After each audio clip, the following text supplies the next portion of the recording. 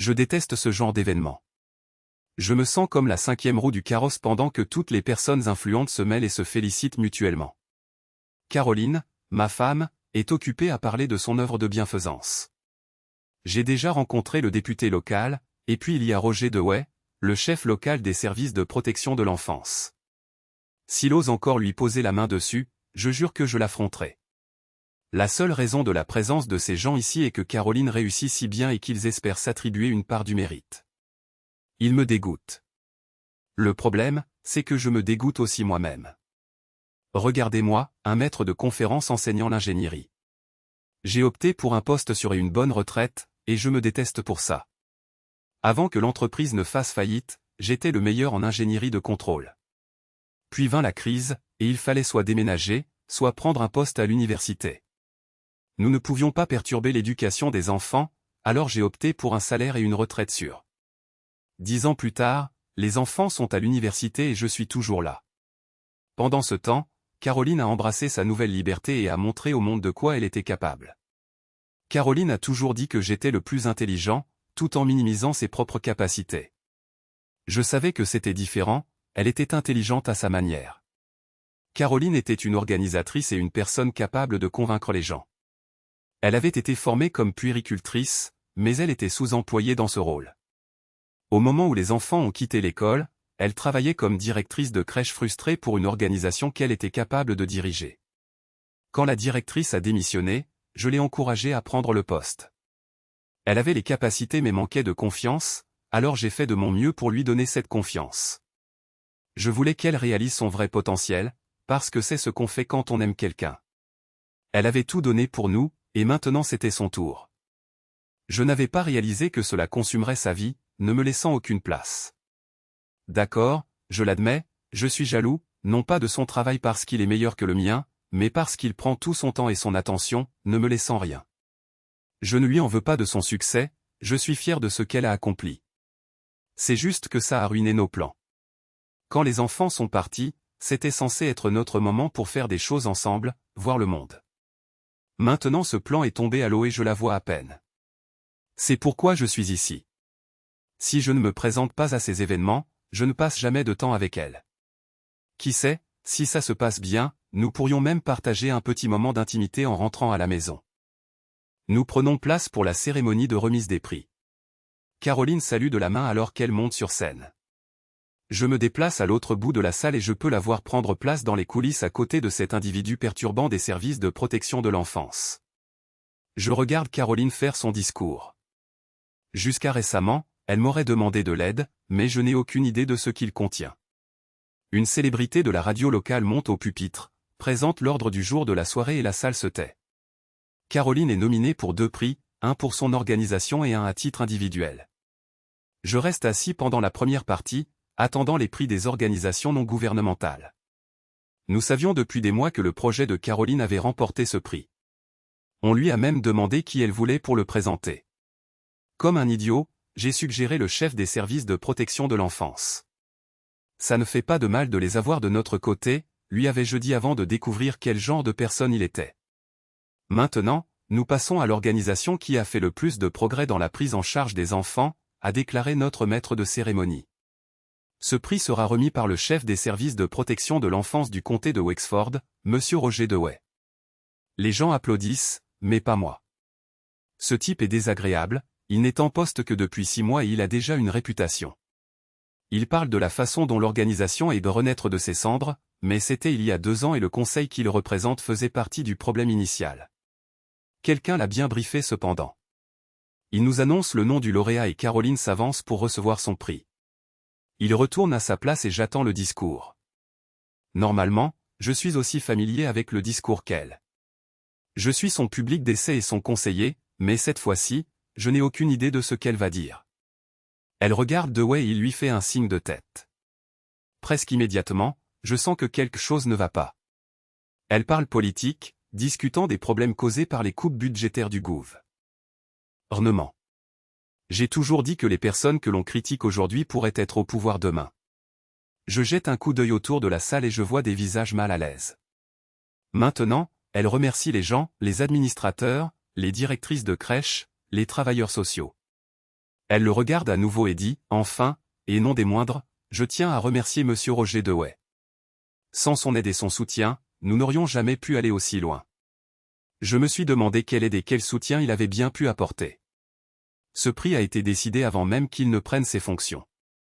Pourquoi le remercie-t-elle sans même me mentionner?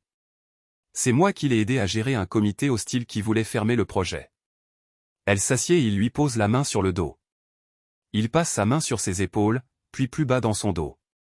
Ce n'est pas un geste de félicitation d'un collègue, c'est plus personnel.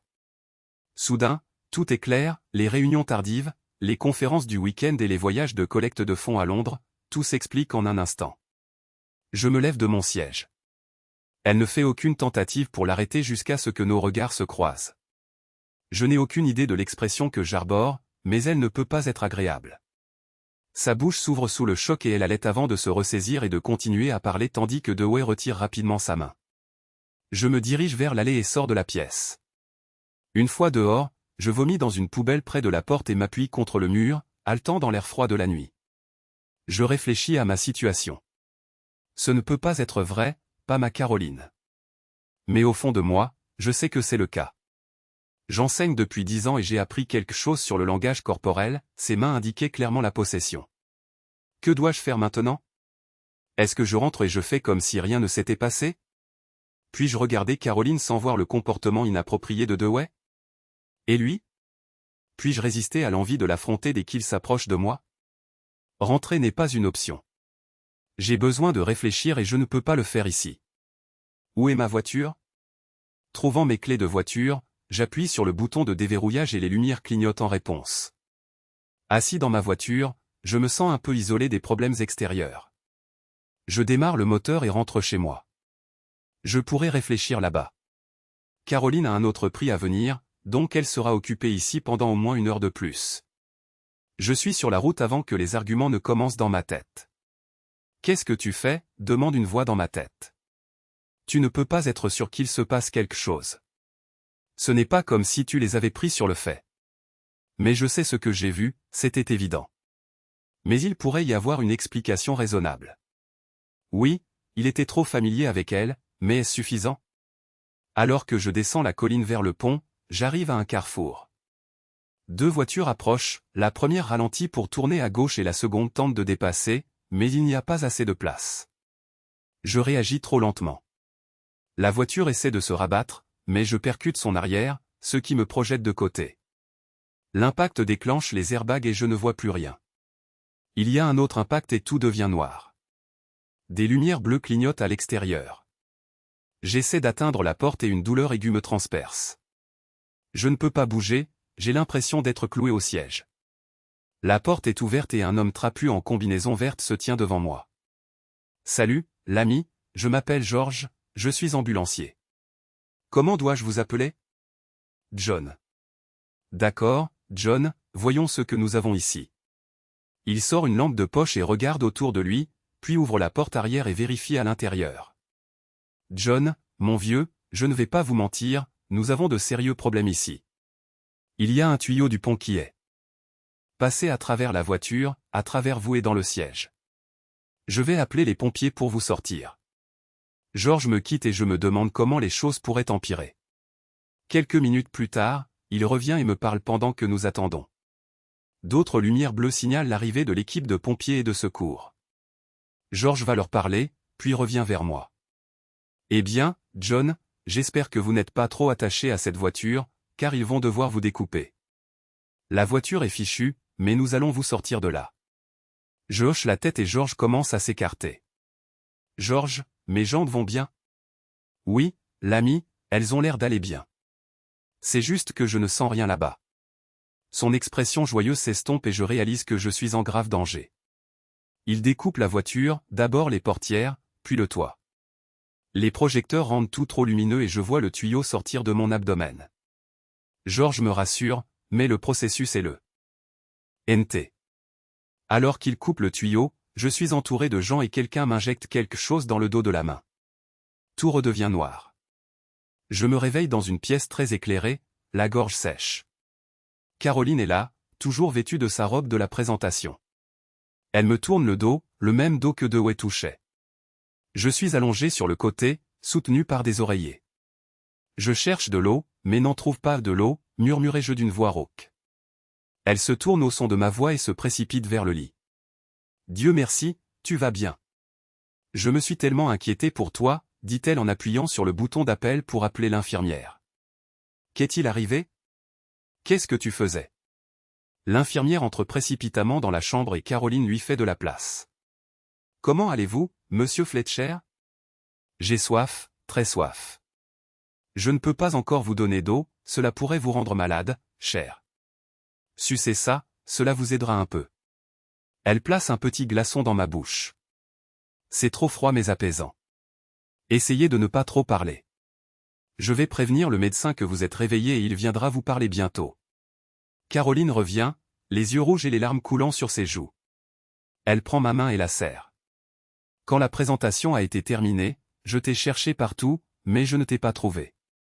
Quand j'ai vu que la voiture avait disparu, j'ai dû prendre un taxi pour rentrer à la maison. Tu veux dire que Dewey ne t'a pas ramené? Je commence à demander, mais j'ai du mal à parler avec le glaçon dans ma bouche. Je le retire un instant. Pourquoi es-tu ici, Caroline? Comment ça, pourquoi suis-je ici? L'hôpital a appelé et m'a dit que mon mari était gravement blessé. Je suis venu directement ici. Qu'est-ce que j'aurais dû faire d'autre? J'ai du mal à être cruel avec elle, malgré mon trouble intérieur. Rentre à la maison, Caroline, dors un peu. Tu en as l'air d'avoir besoin. Moi, oui, en tout cas. De toute façon, tu as entendu l'infirmière, je ne dois pas trop parler. J'attendrai et je parlerai au médecin. Je ne suis pas un enfant, le médecin peut me dire tout ce qu'il a à dire. Si tu veux vraiment faire quelque chose pour moi, tu peux appeler Bob au collège et lui faire savoir ce qui s'est passé. Je ne travaillerai pas avant un moment. Qu'est-ce qui ne va pas, John? Pourquoi agis-tu comme ça? Je ne sais pas, peut-être que ça a quelque chose à voir avec le fait d'être blessé. Peut-être as-tu raison, je devrais rentrer à la maison et revenir plus tard quand tu te sentiras mieux. Elle se lève, prend son manteau et se penche pour m'embrasser la joue. Je reviendrai plus tard, dit-elle en enfilant son manteau. Elle atteint la porte et se retourne. Je t'aime, dit-elle, et une larme coule sur sa joue. Le médecin, un homme d'humeur joyeuse, arrive et prend des dispositions pour que je puisse boire quelque chose pendant qu'il consulte mes scanners sur sa tablette. Vous êtes un homme chanceux, monsieur Fletcher. Le tuyau a manqué tous les organes vitaux. Comment vous sentez-vous? Tu te sens comme un survivant des guerres zoulous. Je m'attends à ce que Michael Caine arrive d'une minute à l'autre avec un rapport d'avancement. Quoi? Ah oui, le film. Je l'ai vu sur Netflix il y a quelque temps. Content de voir que tu as gardé ton sens de l'humour. Comme je l'ai dit, tu as été très chanceux, juste 2 côtes cassées que nous avons remises en place. Pas de dommages permanents, alors pourquoi mes jambes ne fonctionnent-elles pas? Son expression change, son sourire s'efface et il a l'air inquiet. Il découvre mes jambes et effectue une série de tests. Il retire une épingle du col de sa blouse chirurgicale. Crie quand tu sens quelque chose, dit-il. Je ne vois pas ce qu'il fait mais je peux deviner. Pousse tes orteils vers le bas pour moi. Je dis à mes orteils de bouger mais rien ne se passe. Maintenant, vers le haut, dit-il. J'envoie la commande à nouveau mais mes orteils restent immobiles. Il recouvre mes jambes et prend des notes sur sa tablette. D'accord, il semblerait que nous ayons des lésions nerveuses. Je ne veux pas que tu paniques, c'est probablement temporaire. Quand tes côtes se sont cassées, elles ont aussi un peu déplacé ta colonne vertébrale. Nous savons qu'aucun nerf n'a été sectionné, mais il pourrait être engourdi ou il pourrait y avoir un gonflement qui exerce une pression sur les nerfs. Nous allons attendre quelques jours et faire d'autres tests. Pas si chanceux après tout, dis-je. Tu es toujours en vie, monsieur Fletcher. Étant donné les circonstances, je dirais que c'est de la chance. Il part et je m'endors. Les infirmières viennent faire leurs observations et je me rendors. C'est le soir maintenant. Les infirmières m'ont mise en position assise et m'administrent plus d'analgésiques. À 18h30, Caroline entre dans ma chambre. Elle a l'air moins fatiguée mais ses yeux sont encore rouges. Elle sourit en ça. Prochant du lit et m'embrasse sur les lèvres. Tu as meilleure mine. Qu'a dit le médecin? Il a dit que j'étais un homme chanceux. Il y a une semaine, je l'aurais cru. Tu as eu de la chance. Nous en avons tous les deux. Tu as survécu et nous avons encore. Nous avons encore, Caroline? Nous avons encore? C'est la première fois depuis des mois que je te vois avant 21h. Elle regarde le sol. J'attends qu'elle avoue, mais elle ne le fait pas. Au lieu de cela, elle offre un petit sourire. Tu as raison. Je nous ai négligés, mais tout ça va changer. Cette fois, j'ai remis mes priorités en ordre. Je vais déléguer davantage. Ils me doivent des congés, alors quand je te ramènerai à la maison, je prendrai quelques semaines pour m'occuper de toi. Je ne rentre pas à la maison. Ne sois pas bête, bien sûr que tu rentres à la maison. Qui s'occupera de toi? Tu ne vas pas juste te lever et partir d'ici.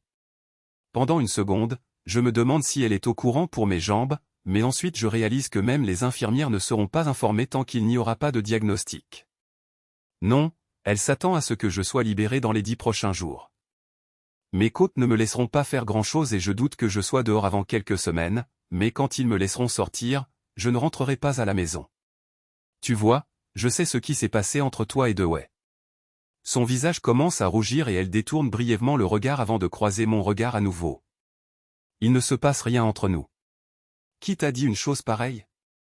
Lui. Dewey l'a dit juste avant que je parte. Il l'a dit à moi et à quiconque s'y intéressait. De quoi parles-tu? Il t'a à peine parlé la nuit dernière et je ne lui en veux pas. Je pensais que tu étais assez impoli. Pas aussi impoli que je l'aurais été si j'avais su à ce moment-là. Je ne connaissais que sa réputation. Oh non, c'était quand tu étais sur scène.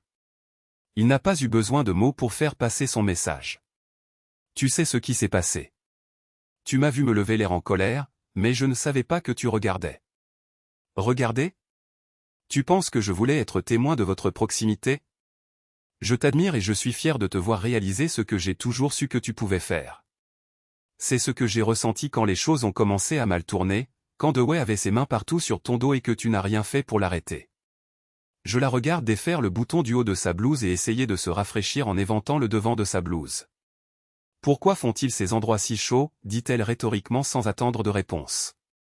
Très bien, il m'a donné une petite tape dans le dos, mais ça ne vaut sûrement pas une rupture. C'était plus que ça. Je te connais, Caroline. Pour toi, caresser et frotter ton dos peut être plus que de simples gestes amicaux. Le plus dérangeant, c'est qu'il en savait assez pour faire la même chose que moi. Des larmes commencent à monter dans ses yeux. Cela ne me fait aucun plaisir de la voir comme ça. Elle tamponne ses yeux avec un mouchoir et essaie de stabiliser sa respiration. Elle veut dire quelque chose, alors j'attends. J'allais te le dire hier soir, quand nous sommes rentrés, mais après avoir découvert ce qui s'était passé, j'ai décidé d'attendre que tu sois plus apte à le gérer. Je suis tellement désolé, John. Je ne voulais pas que ça arrive, vraiment pas. J'étais sous pression et j'ai craqué. Tu dis qu'il t'a fait pression? Eh bien oui, non, en quelque sorte. D'abord oui, mais cela importe-t-il? C'est fini. Je lui ai dit hier soir de ne plus jamais me toucher. C'était une rencontre brève et désagréable. J'ai fait la plus grande erreur de ma vie. Maintenant, je te supplie, John, s'il te plaît, laisse-moi essayer de réparer les dégâts.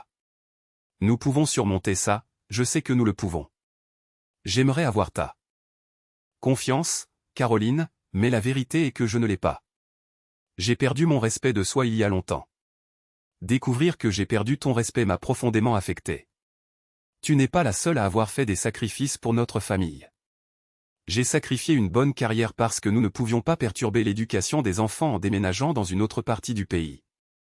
Quand ils sont partis à l'université, tu as recommencé ta carrière et nous sommes restés parce que je voulais que tu vois à quel point tu es bonne. Je peux prendre des décisions logiques et aider à élaborer des plans, mais je n'ai jamais pu gérer les gens comme tu le fais. Tu es si doué pour gérer les choses. J'ai dû te donner la chance de déployer tes ailes et de t'envoler. Maintenant tu as cette confiance et tu peux le faire seul. Et moi, dans tout ça? Pendant 10 ans, j'ai enseigné à des enfants qui ne s'intéressent pas à des matières bien en dessous du niveau auquel je travaillais. Ça m'a rendu fou au fil des ans et le travail est devenu plus que antifiable et politique. Je l'ai détesté de plus en plus. La seule raison pour laquelle j'ai persévéré, c'est parce que c'était pour nous. Maintenant, je découvre qu'il n'y a pas de nous. Qu'est-ce que je vais faire? Personne qui m'a entendu parler hier soir ne penserait que j'ai perdu le respect pour toi. Tu veux dire le discours où tu as dit que tu devais tout à Dewey? Non, je parle du second où j'ai dit à tout le monde que je devais tout à mon merveilleux mari, si solidaire et désintéressé. Les gens t'appelaient à te lever, mais tu n'étais pas là. J'ai dû leur dire que tu étais très timide. Si tu veux déménager pour trouver un meilleur emploi, nous pouvons le faire. Je quitterai mon emploi et chercherai autre chose, où que nous finissions. S'il te plaît, John, laisse-me essayer de arranger les choses. Et comment le fait de quitter ton emploi arrangera-t-il quoi que ce soit? Ce ne sera qu'une chose de plus pour laquelle je me sentirai coupable. C'est bon, je ne te blâme pas. Je ne suis pas l'homme que tu as épousé. L'homme que tu as épousé ne se serait jamais contenté de la sécurité. Il aurait trouvé un moyen de contourner le problème, même si cela signifiait créer sa propre entreprise de conseil. Il n'aurait pas fini comme moi. Je ne te blâme pas. Je ne me respecte pas non plus, mais je t'aime et je te respecte. Toutes les choses que tu vois comme des négatifs, je les vois comme des positifs. Oui, tu as changé, mais tu avais une famille à soutenir. Je voulais que tu acceptes le poste au collège. Je voulais un revenu régulier et être sûr que nous puissions payer le prêt immobilier à la fin du mois. Je suis désolé, je n'ai jamais réalisé à quel point tu détestais ce travail. Si tu veux démissionner, ça me va. Je peux subvenir à nos besoins. S'il te plaît, John, ne pourrions-nous pas laisser tout ça jusqu'à ce que je te ramène à la maison? Donne-nous un peu de temps, tout semblera plus clair alors. Elle ne voit pas qu'elle ne fait que s'enfoncer davantage. Il y a un silence gênant alors que Caroline continue de tamponner ses yeux avec un mouchoir. Je romps le silence. Je dois retrouver mon respect de soi et être l'homme que je sais pouvoir être. Tout comme toi, j'ai besoin de faire ça. Je ne peux plus me mentir à moi-même. Ce que je pensais avoir, la raison pour laquelle j'acceptais la situation, a disparu. Nous pouvons faire ça ensemble. Je peux t'aider comme tu m'as aidé. Je serai vraiment la meilleure épouse que je puisse être. Tu as déjà été une épouse merveilleuse pendant plus de 20 ans, une meilleure épouse que je n'aurais eu le droit de demander, mais c'est fini. Tu ne peux pas faire partie de la solution parce que tu fais partie du problème. Viens maintenant ce que j'attends être la salle finale. Qu'est-ce que je vais dire aux enfants? Ce que tu veux. Dis-leur que nous nous sommes éloignés ou que je ne pouvais pas vivre avec tes contraintes professionnelles. Tu pourrais même leur dire la vérité. J'accepterai tout ce que tu diras, tant que tu ne fais pas de moi le méchant. C'est tout, c'est fini. Il n'y a plus d'arguments à soulever. Mais qu'en est-il de Roger? S'en tire-t-il à bon compte? Il a ruiné nos vies et s'en va sans une égratignure. Il faut être deux pour danser le tango, Caroline. Je sais ça, mais c'est lui qui a fait toute la cour. Je mérite ce qui se passe, mais tu n'as rien fait pour mériter ça. Tu es assise là, l'air calme, mais je sais que cela te brise le cœur. Je me déteste pour ce que j'ai fait, mais lui s'en fiche. Alors, elle lui a parlé aujourd'hui? Eh bien, à quoi s'attendait-elle? Qu'il soit accablé de chagrin? Je parie qu'il a essayé de la convaincre de le laisser venir ce soir. Cela expliquerait pourquoi elle est si dégoûtée. Je ne sais pas pourquoi je suis si calme, peut-être que ce sont tous les opiacés qu'il me donne. Tu ne devrais pas t'inquiéter pour Dewey. Il fera face à des conséquences. D'ici la fin de demain, l'enquête aura commencé et plusieurs femmes seront prêtes à témoigner de leurs allégations. L'étudiante du collège est l'une d'elles.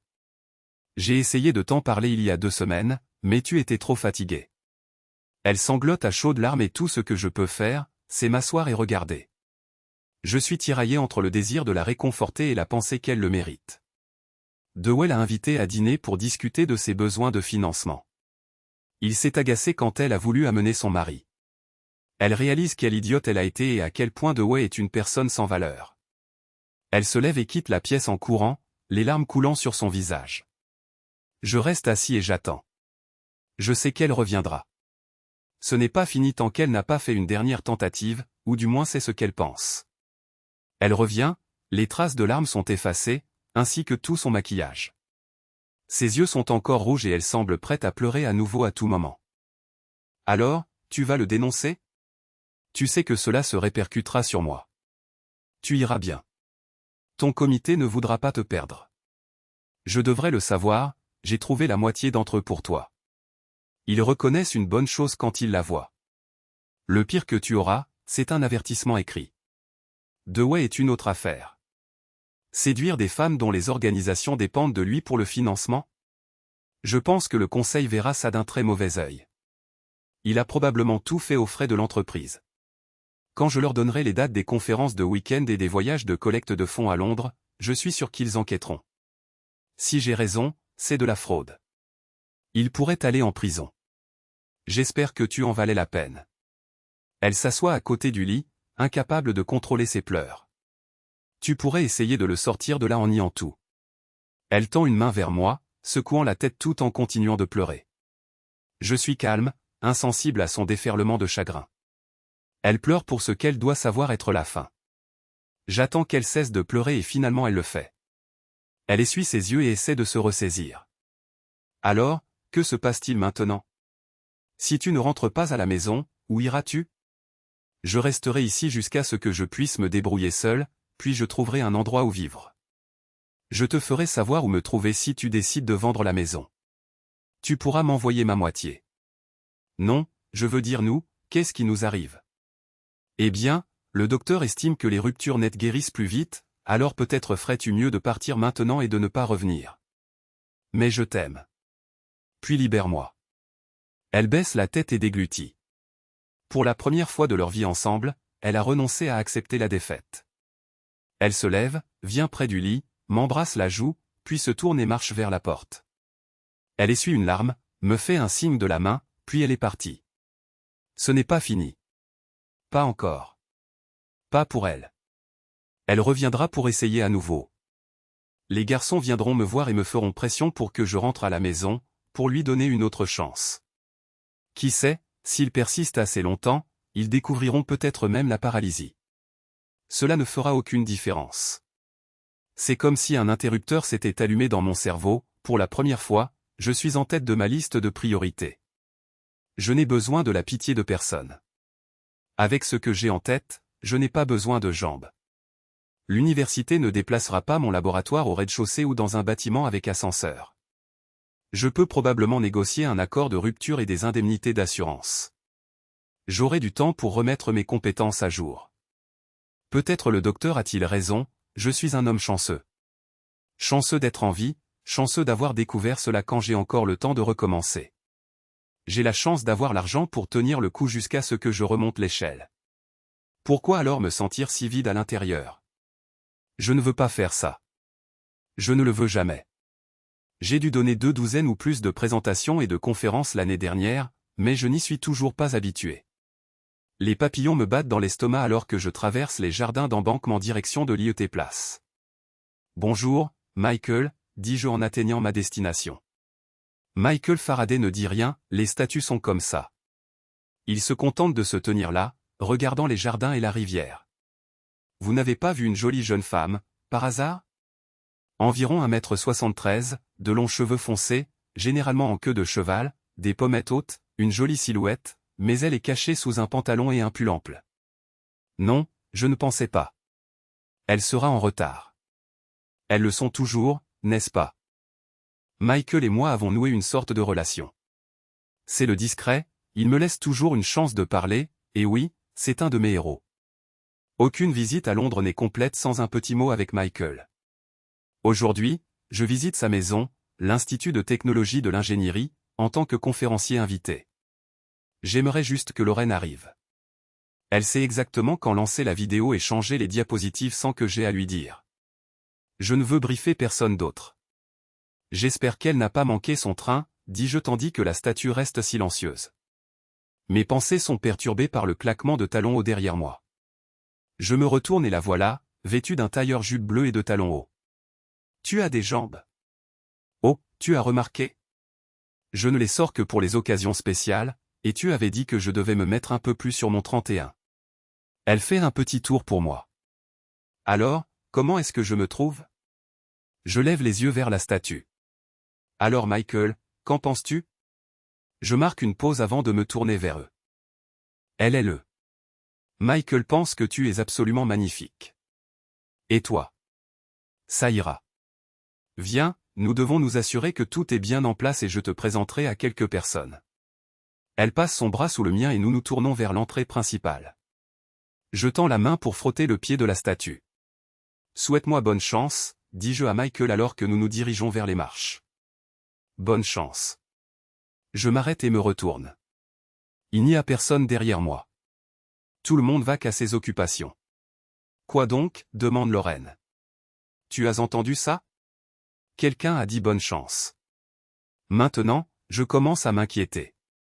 Parler aux statues est une chose, mais quand elles répondent, c'en est une autre. Tout ce que j'ai entendu, c'était la circulation. Il vaudrait mieux ne pas leur dire ça au labo, ils penseront que tu as vraiment perdu la tête. Nous montons les marches et je lui tiens la porte alors qu'elle glisse son bras sous le mien. Je suis conscient des regards admiratifs. Je sais ce qu'il pense quand il me regarde, quel vénard, comment a-t-il réussi à l'attirer? Il est soit très riche, soit il a une autre qualité impressionnante. À l'époque, j'aurais eu des pensées similaires. Il se trompe, bien sûr. Nous travaillons ensemble, nous sommes amis, mais nous n'avons pas de relation personnelle. À 32 ans, elle a un peu plus de la moitié de mon âge. C'est une personne formidable et un jour elle rendra quelqu'un très heureux, mais pas moi. Elle voudra des enfants, mais j'ai déjà vécu ça. C'est peut-être égoïste, mais à 50 ans, je n'ai aucun désir de revivre ça. Oh oui, j'ai des enfants, 2 garçons, Ross et Jamie. Ne me blâmez pas, ma femme a choisi les noms.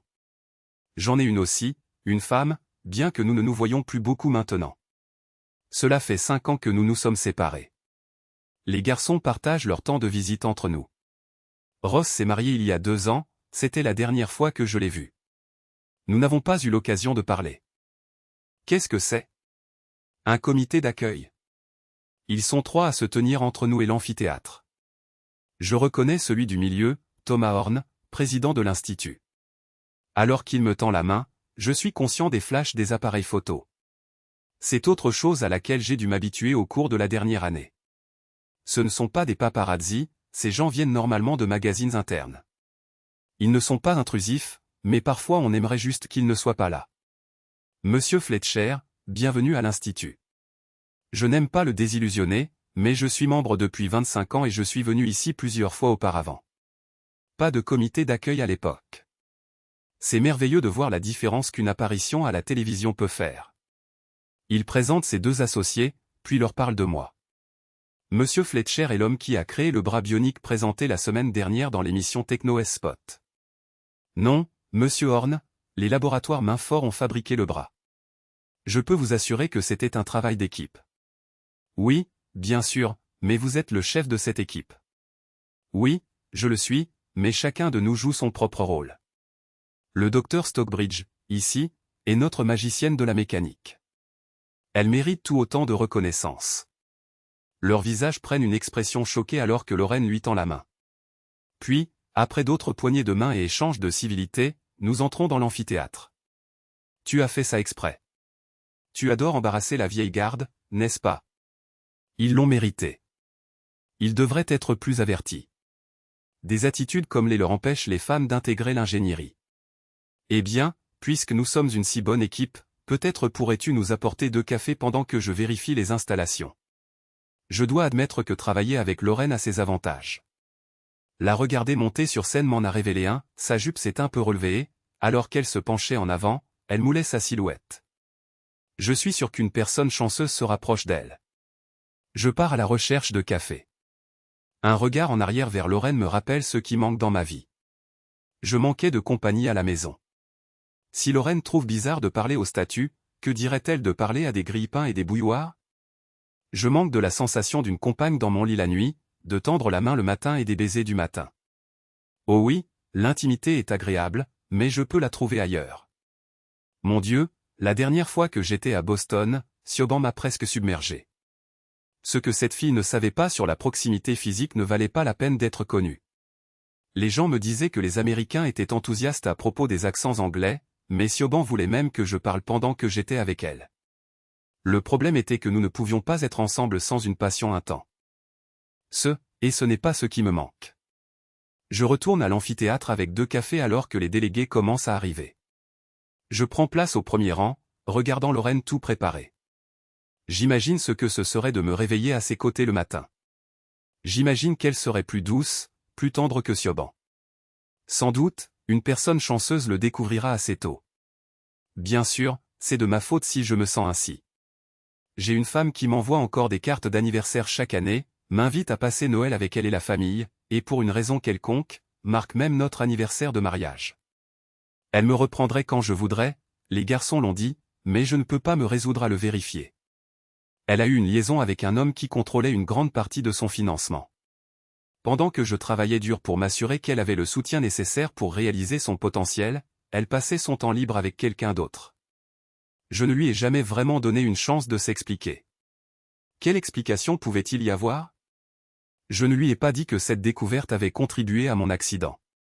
Je ne lui ai même pas dit que j'étais paralysé de la taille. Elle a dû l'apprendre par mon patron. Je ne voulais pas de sa pitié ni qu'elle vienne à moi pour apaiser sa culpabilité. Je suis allé à l'université en fauteuil roulant et j'ai commencé un doctorat. Quand Mainfort est arrivé, j'ai mis mon doctorat de côté. Les médecins et les consultants m'avaient tous dit que l'usage de mes jambes devrait revenir. Cependant, en tant qu'ingénieur, je travaille avec des scénarios du pire. Ce fut une grande surprise quand les sensations ont commencé à revenir et que les muscles ont recommencé à fonctionner. 15 mois après l'accident, je commençais à marcher à nouveau. 1 an de physiothérapie plus tard, et personne ne croirait que j'avais un problème. « Où est mon café au lait écrémé ?» demande-t-elle en se laissant tomber sur le siège à côté du mien. Je tends la main vers le siège de l'autre côté et prends sa tasse, la lui passant. Juste du café blanc, j'ai peur. Elle fait la moue. Estime-toi heureuse d'avoir du café filtre. Quand j'ai commencé à venir ici, le seul café était instantané.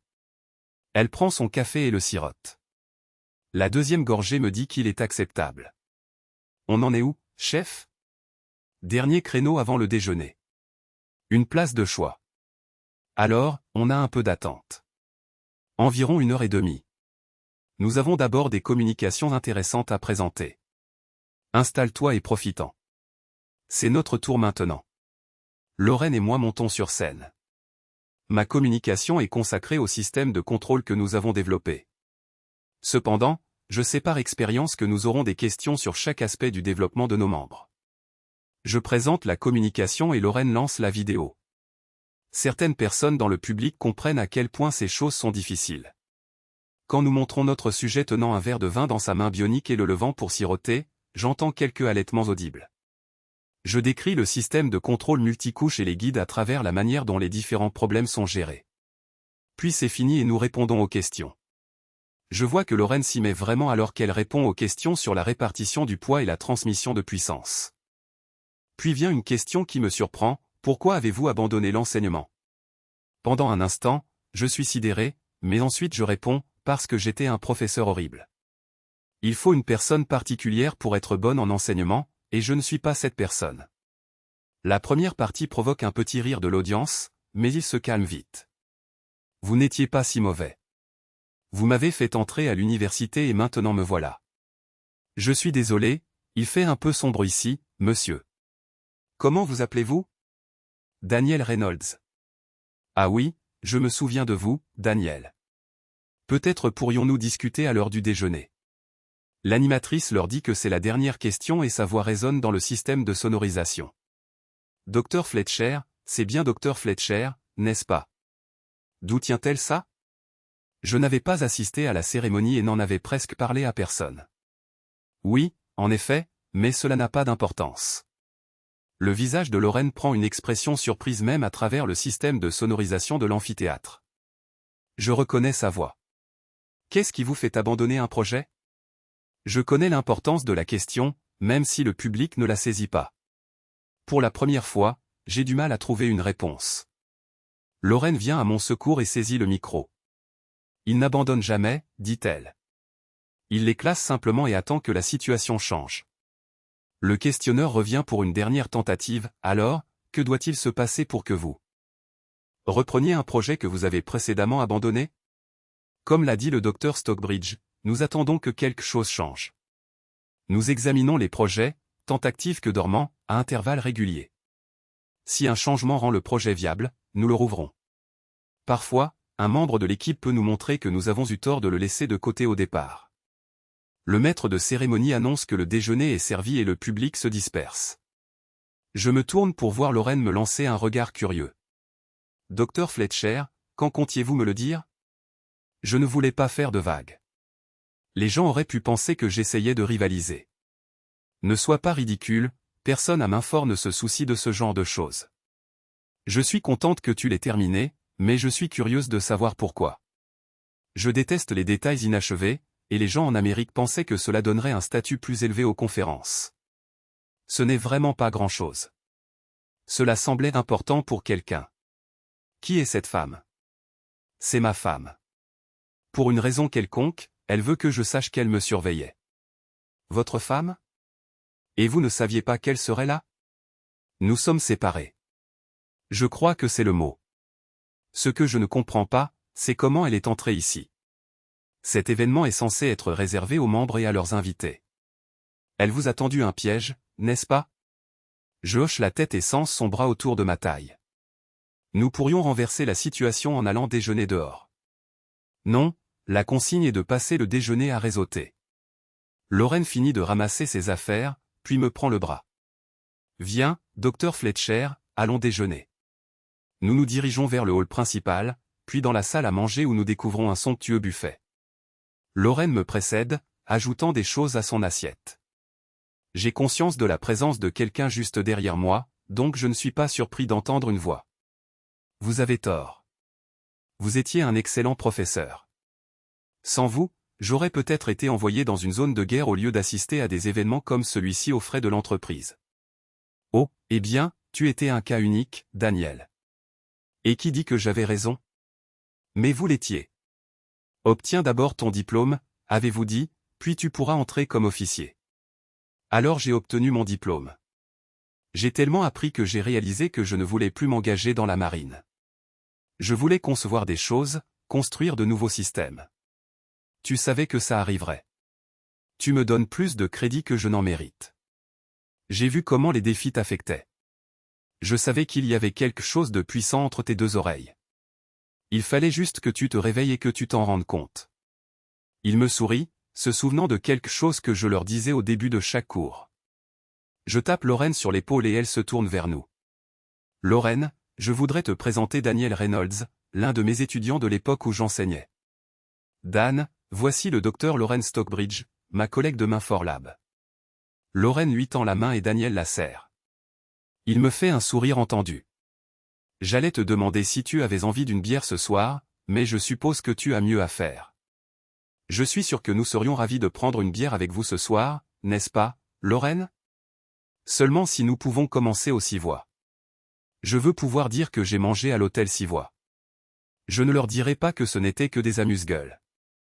Daniel rit et accepte immédiatement, puis il s'en va reprendre son déjeuner. Lorraine se tient devant moi, aussi belle que dans mes souvenirs. Elle a pris un peu de poids, mais seulement aux endroits qui rehaussent son apparence. Je reste là, la contemplant. Ses cheveux sont parfaits, son maquillage impeccable, et elle porte un tailleur-jupe vert pâle qui met en valeur ses jambes, que j'ai toujours admiré. Tu as bonne mine, John. Toi non plus, tu n'es pas mal du tout. Un instant, nous restons là à nous regarder. Que fais-tu ici, Caroline? Je suis venu te voir. Je pensais que si je te le demandais en personne et que je te donnais suffisamment de préavis, tu pourrais peut-être passer Noël avec nous cette année. Lorraine me secoue le bras. Lorraine, c'est Caroline, sa femme. L'annonce de Caroline sonne comme un défi à mes oreilles. Elle fixe Lorraine, la défiant de répondre, et Lorraine n'est pas déçue. Oh, c'est donc vous. Et qu'est-ce que ça veut dire? La femme mystérieuse que tout le monde connaît mais que personne ne voit jamais, et cela inclut John. J'avoue que la réaction de Lorraine me prend par surprise. Normalement, elle est mon influence apaisante, mais maintenant elle semble prête à se battre. Si vous me permettez, mesdames, je vais terminer les présentations. Caroline, voici mon ami et collègue, le docteur Lorraine Stockbridge. Lorraine saisit mon ton de voix et s'excuse, nous laissant seuls. Je regarde Caroline et, un instant, toutes les vieilles émotions me submergent. Même maintenant, après 5 ans, je veux toujours la serrer dans mes bras. C'est peut-être pour cela que je me suis coupé d'elle si longtemps. Je lutte contre l'envie de l'étreindre et j'essaie de rester calme. Qu'est-ce que tu veux de moi, Caroline? Ce que je veux vraiment, c'est toi, mais pour l'instant, je me contenterai d'une chance de parler. Nous n'avons jamais vraiment parlé, n'est-ce pas? Des gens commencent à se rassembler. Cela arrive beaucoup ces jours-ci, depuis que les médias se sont intéressés à l'ARM. Je finis rarement de déjeuner. Tout le monde veut me parler, mais pas ici, pas maintenant, Caroline. Et ce soir? On pourrait peut-être dîner ou quelque chose comme ça. Son visage s'illumine, comme autrefois lorsque nous étions jeunes mariés. Ce serait merveilleux, merci. D'accord, rejoins-moi au bar de l'hôtel Savoie vers 18h30. Elle tend la main et touche mon bras. Merci, John. J'attends ça avec impatience. Ses yeux traduisent qu'elle le pense vraiment. Elle se retourne et s'éloigne. Docteur Fletcher, commence l'homme debout à ma gauche. J'aurai de la chance de manger une grande partie de la nourriture dans mon assiette. De l'autre côté de la pièce, Lorraine parle à un jeune homme que je ne reconnais pas. Elle me voit regarder et lève les yeux au ciel. Oh là là, encore un jeune homme qui perd son temps. Je finis mon vin et mange la moitié de la nourriture dans mon assiette. Quand il nous rappelle pour les présentations de l'après-midi, je retrouve ma place et Lorraine se glisse sur le siège à côté de moi. Elle n'est pas restée longtemps. Je pensais que vous aviez des choses à vous dire. Nous en avons, mais ce n'est pas l'endroit. Je suis désolé, j'avais prévu de t'inviter ce soir en guise de remerciement, mais maintenant, je vais emmener Caroline à la place. Elle pose sa main sur la mine. Son toucher est rassurant. Sa main, bien que plus douce que celle d'un homme, a une qualité pratique, probablement due au travail avec des outils. Ce n'est pas seulement la douceur, mais la chaleur qu'elle transmet qui me fait poser mon autre main sur la sienne. Je ne peux pas nier que je suis un peu déçu. J'espérais que nous pourrions passer plus de temps ensemble. Je ne viens pas souvent à Londres, et tu as besoin de sortir davantage.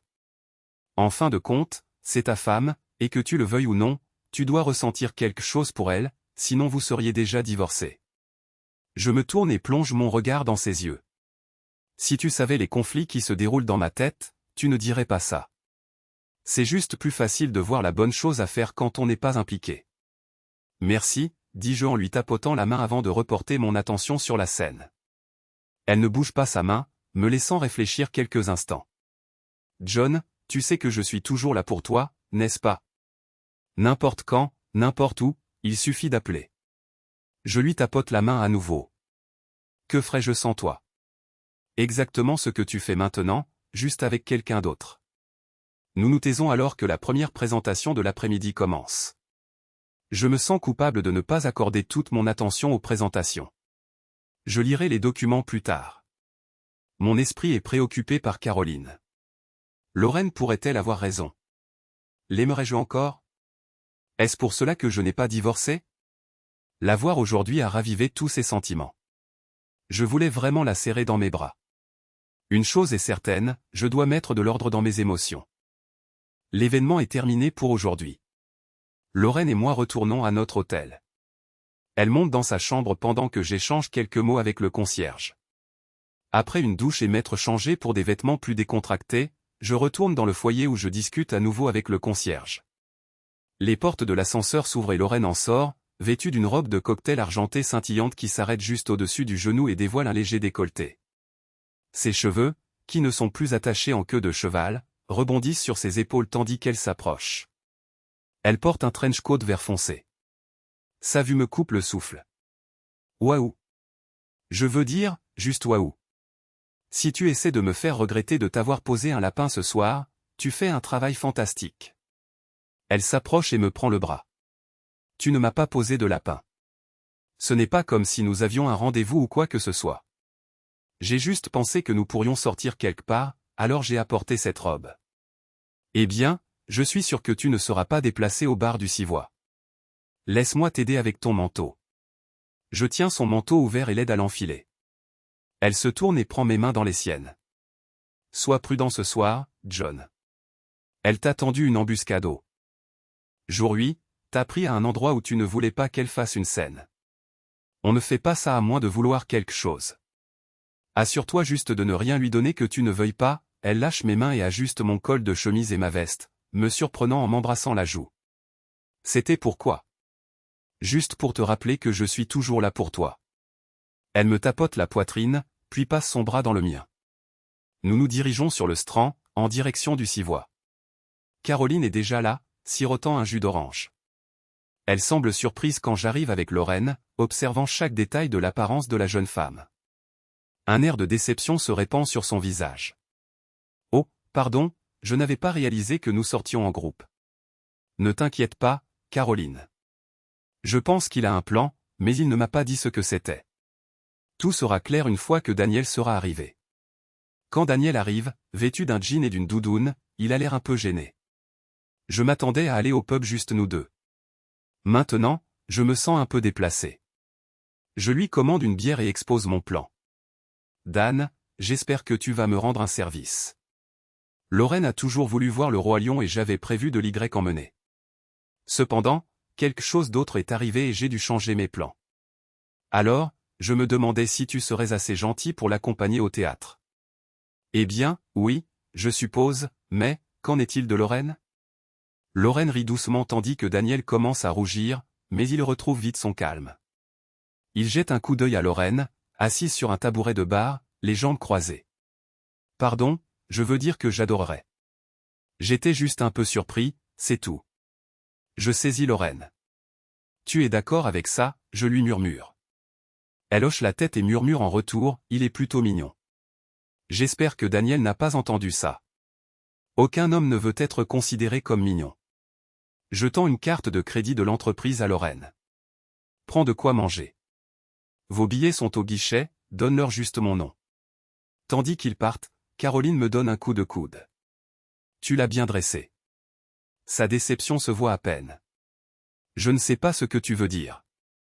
Elle voulait voir le roi lion, maintenant elle y va avec quelqu'un de son âge. Caroline secoue la tête. Alors, qu'allons-nous faire? Nous allons finir nos verres, puis nous irons au théâtre Saint-Martin voir La Souricière. D'accord, ça a l'air sympa. Je suppose que tu aurais préféré voir le roi lion? Eh bien, oui, mais La Souricière, c'est bien. C'est parfait, car c'est ce qui était disponible à la dernière minute. Le concierge m'a donné une liste. T et moi avons choisi La Souricière. C'est bon, John.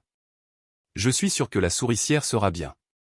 Bien, maintenant, avant de partir, j'ai une question qui me trotte dans la tête depuis ce matin, comment es-tu entré au séminaire? C'est censé être réservé aux membres. Je suis venu en tant qu'invité de Daniel. Toi et Daniel? Sûrement pas. Non, bon sang, non. Il est venu à la maison te chercher. Nous avons bavardé, et il a dit que tu allais présenter une communication. Alors je lui ai demandé de me faire entrer. Oh, John, je suis si contente d'être venue. Je t'ai vu sur scène, tout le monde était suspendu à tes lèvres. J'étais si fier, j'ai eu envie de sauter et de dire à tout le monde, c'est mon mari. Puis ça m'a frappé, je n'ai plus vraiment le droit de dire ça. Je suis passé de l'euphorie à la misère en un instant. Eh bien, je suis toujours ton mari, à moins que tu ne m'aies divorcé sans que je le sache. Tu aurais pu, tu sais. J'étais parti assez longtemps. Tu me connais mieux que ça. Je ne crois pas au divorce. Même si tu divorces, je resterai ta femme. Nous nous sommes engagés pour la vie, et pour moi, ça signifie la vie. Nous nous sommes engagés à exclure tous les autres. Tu n'as pas eu beaucoup de mal à rompre cet engagement-là. Elle grimace. Je me suis perdu un moment. J'ai commencé à croire que j'étais aussi fantastique que tout le monde me le disait. J'ai mis tant d'énergie à faire de chaque chose un succès que je me suis senti en droit de m'amuser. Et tu ne pensais pas pouvoir t'amuser avec moi? Ce n'était pas comme ça, John. Je sais que c'est difficile à comprendre, mais passer tout mon temps à travailler me faisait me sentir coupable de m'amuser avec toi. C'était comme si je ne devais pas être là, je devais travailler à faire avancer le projet, avec toutes ces personnes qui dépendaient de moi. Ça ne t'a pas empêché de t'amuser avec Dewey, par contre? Non, ça ne m'a pas empêché. C'est là qu'il était intelligent. Il faisait croire que je travaillais pour le projet. Ça a commencé par des dîners où il y avait des gens qui finançaient des projets comme les nôtres. C'était donc comme si j'étais là pour obtenir des fonds. Au bout de quelques semaines, les financeurs potentiels ont cessé de venir, mais nous avons obtenu des subventions. Quand c'est arrivé, il a fait croire que tout cela était grâce à lui. J'avais l'impression de lui devoir quelque chose.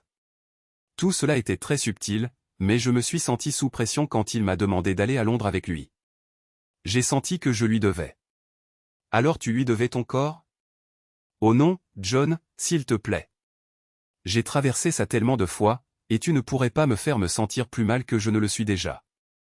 L'aspect physique n'est pas entré en ligne de compte pour moi. C'était comme le prix que je payais pour avoir un peu de plaisir, un plaisir que j'aurais dû avoir avec toi. Si tout a commencé si innocemment, pourquoi n'as-tu pas parlé à ton mari de ces dîners intimes avec des financeurs potentiels? Et puis, tu aurais pu l'inviter. Des larmes montent dans ses yeux. Elle a eu 5 ans pour répéter ça et elle ne peut toujours pas le faire sans pleurer. Elle prend une profonde inspiration et essaie de se maîtriser. Je ne sais pas. J'y ai repensé maintes et maintes fois et je n'arrive toujours pas à trouver une réponse. J'aimerais pouvoir le faire. C'était comme si le travail et la maison étaient deux mondes différents, et tu n'existais pas dans le monde du travail. J'existais très bien, moi. Tandis qu'elle sort un mouchoir et tamponne ses yeux, je jette un coup d'œil à ma montre. Ton manteau. Le rideau se lève à 19h30, il faut qu'on y aille. Elle prend son manteau et je l'aide à l'enfiler. En sortant du Savoie, le concierge nous propose d'appeler un taxi, mais je refuse. Par une nuit sèche comme celle-ci, le meilleur moyen d'aller du Savoie à l'autre côté de Covent Garden est de marcher. Nous repartons à travers le Strand. Elle me prend la main alors que nous traversons la route et hésite à la lâcher. Réalisant qu'elle ne pourra pas suivre mon rythme normal avec ses talons hauts, je ralentis pour une promenade tranquille. J'avais peur que tu ne puisses jamais faire ça, marcher. Je veux dire, nous deux. J'aurais dû croire les médecins. Pourquoi m'as-tu caché ça? J'étais anéanti quand j'ai découvert que tu étais en fauteuil roulant. Ça m'a vraiment fait mal de savoir que tu préférais dépendre d'étrangers plutôt que de moi. Je ne voulais pas que tu t'inquiètes pour moi par culpabilité ou par pitié. Si tu avais su, il aurait fallu une présence policière pour me tenir éloigné de toi. Ça n'aurait pas été de la culpabilité ou de la pitié. Eh bien, peut-être en partie de la culpabilité, mais surtout de l'amour. Est-ce si difficile à croire que je t'aime? À l'époque, Caroline, oui, ça l'était. Tu m'as détruit cette nuit-là. Quand le secouriste m'a dit ce qu'ils allaient faire pour me sortir de cette voiture, je lui ai dit de ne pas se donner la peine. Elle allait et s'arrête de marcher, me tourne pour me regarder. Elle me regarde profondément dans les yeux. Oh mon Dieu, tu le penses vraiment, n'est-ce pas? Tu voulais vraiment mourir? À l'époque, cela semblait résoudre tous les problèmes. Je n'aurais pas eu à gérer la situation, et tu serais libre d'être avec Dewey. Je te l'ai déjà dit, ce n'est jamais lui que je voulais. Crois-tu que je serais ici maintenant si je voulais quelqu'un d'autre? Elle me jette ses bras autour du cou et me serre fort, sa tête reposant sur ma poitrine. Le bruit de la circulation couvre ce qu'elle disait. Je crois qu'elle pleure. Elle me lâche et recule. Je vois les traînées noires de son mascara sur ses joues. Elle cherche un mouchoir dans son sac et tamponne ses yeux. Je lui prends le mouchoir et essuie délicatement les marques noires sur ses joues. Je pense que nous ferions mieux d'arrêter de parler de ça pour l'instant. Peut-être après le théâtre. Je lui souris et elle essaie de me rendre mon sourire. Nous continuons à marcher dans et à travers Covent Garden. Elle me montre un grand bâtiment grandiose illuminé dans le ciel nocturne. C'est quoi cet endroit? Le Royal Opera House, je dis. Quoi? Je suis surpris que Dewey ne t'y ait pas emmené. C'est très impressionnant. Si tu trouves l'extérieur impressionnant, tu devrais voir l'intérieur. J'ai assisté à une réception là-bas il y a quelques mois. Je pensais qu'il devait être représenté et c'est tombé sur moi. Elle se blottit contre mon bras comme si je l'avais impressionnée d'une manière ou d'une autre. Nous marchons jusqu'au théâtre et je récupère nos billets. Il nous reste 10 minutes avant le lever de rideau. Je dois trouver les toilettes des dames. J'ai besoin de faire quelques retouches, dit-elle. Elle me laisse dans le foyer et je tue le temps en regardant autour de moi en attendant son retour. Elle aime toujours les souvenirs des sorties au théâtre, alors je lui achète un programme. Quand elle revient, il reste 2 minutes avant le lever de rideau. Elle voit le programme et son visage s'illumine. Elle m'embrasse sur la joue et nous nous dépêchons d'entrer dans le théâtre. Les gens grommellent de devoir se lever pour nous laisser passer. Alors que nous atteignons nos plaques. Les lumières de la salle s'éteignent et nous nous asseyons. Je pose ma main sur la coudoir. Elle couvre ma main de la sienne et la serre. Quand les lumières de la scène s'allument, je la regarde. J'ai l'impression d'être revenu 10 ans en arrière, avant Dewey et avant que son travail ne l'éloigne de moi. Nous sommes un couple marié heureux, profitant d'une soirée au théâtre. Je ressens cette chaleur dans ma poitrine juste en la regardant et je réalise que ça ne fait plus mal. Je me souviens qu'elle a fait passer son travail avant nous, de son aventure avec Dewey, même de la nuit où j'ai finalement su ce qui se passait. Oui, je me souviens de tout, mais cela ne fait plus mal, plus que le pincement que j'ai ressenti dans mes tripes. Je peux en parler sans avoir envie de vomir ou de fondre en larmes. Ce que je ressens quand je la regarde maintenant, c'est de l'affection. Elle me surprend à la regarder et esquisse un petit sourire avant que je ne tourne mon attention vers la pièce. Au moment où les lumières de la salle s'allument pour l'entracte, nous sommes tous deux absorbés. Je lui propose de me frayer un chemin jusqu'au bar. Non merci, John. Je préfère rester assise et parler, si ça te va. D'accord. De quoi veux-tu parler? Commençons par parler de toi. Comment vas-tu? Oh, tu sais, avec des hauts et des bas. J'étais au plus bas quand je pensais que je ne sortirais jamais du fauteuil roulant. Mais l'université a été bonne avec moi. Grâce à mon expérience industrielle et d'enseignement, ils m'ont donné du travail à superviser des laboratoires et des cours. Ensuite, il y a eu ma recherche. C'est comme ça que je suis entré en contact avec Minfort. Ils m'ont dit que je pouvais travailler pour eux et faire mon doctorat à temps partiel. Je n'étais avec eux que depuis 6 mois quand la sensation dans mes jambes est revenue. Ils doivent beaucoup te considérer si tu peux faire tout ça sur note de frais. Le repas de Daniel et Lorraine et nos chambres d'hôtel. Je paie tout le reste. Je n'ai plus un salaire de professeur maintenant. Y a-t-il vraiment autant d'argent dans les prothèses? Le bras et l'exosquelette de marche sont principalement destinés à faire les gros titres. Ça fait connaître Minfort, et la recherche est entièrement financée par le genre de personnes qui vous invitent au Royal Opera House. Ils gagneront de l'argent avec, mais leur activité principale est les systèmes de contrôle. J'ai un excellent contrat qui me permet de faire des tournées de conférences et d'empocher la plupart des honoraires. Le bras a aussi généré plus de demandes là-bas. J'ai passé 6 semaines en Amérique cette année. Et ta vie personnelle? Es-tu heureux? Y a-t-il quelqu'un dans ta vie qui te rend heureux? J'aurais dû savoir que cette question allait venir. Que lui dire? Que je suis heureux comme un poisson dans l'eau. Ou lui dire la vérité, que je passe tout mon temps à travailler pour éviter de passer du temps dans ma maison vide. Je décide d'un compromis, oui, je suppose que je suis heureux, bien que je n'ai pas le temps pour une vie personnelle. Non, il n'y a personne de spécial dans ma vie pour le moment. Quelques femmes sont passées, mais aucune avec qui j'ai voulu entamer une relation. Pas même le docteur Stockbridge?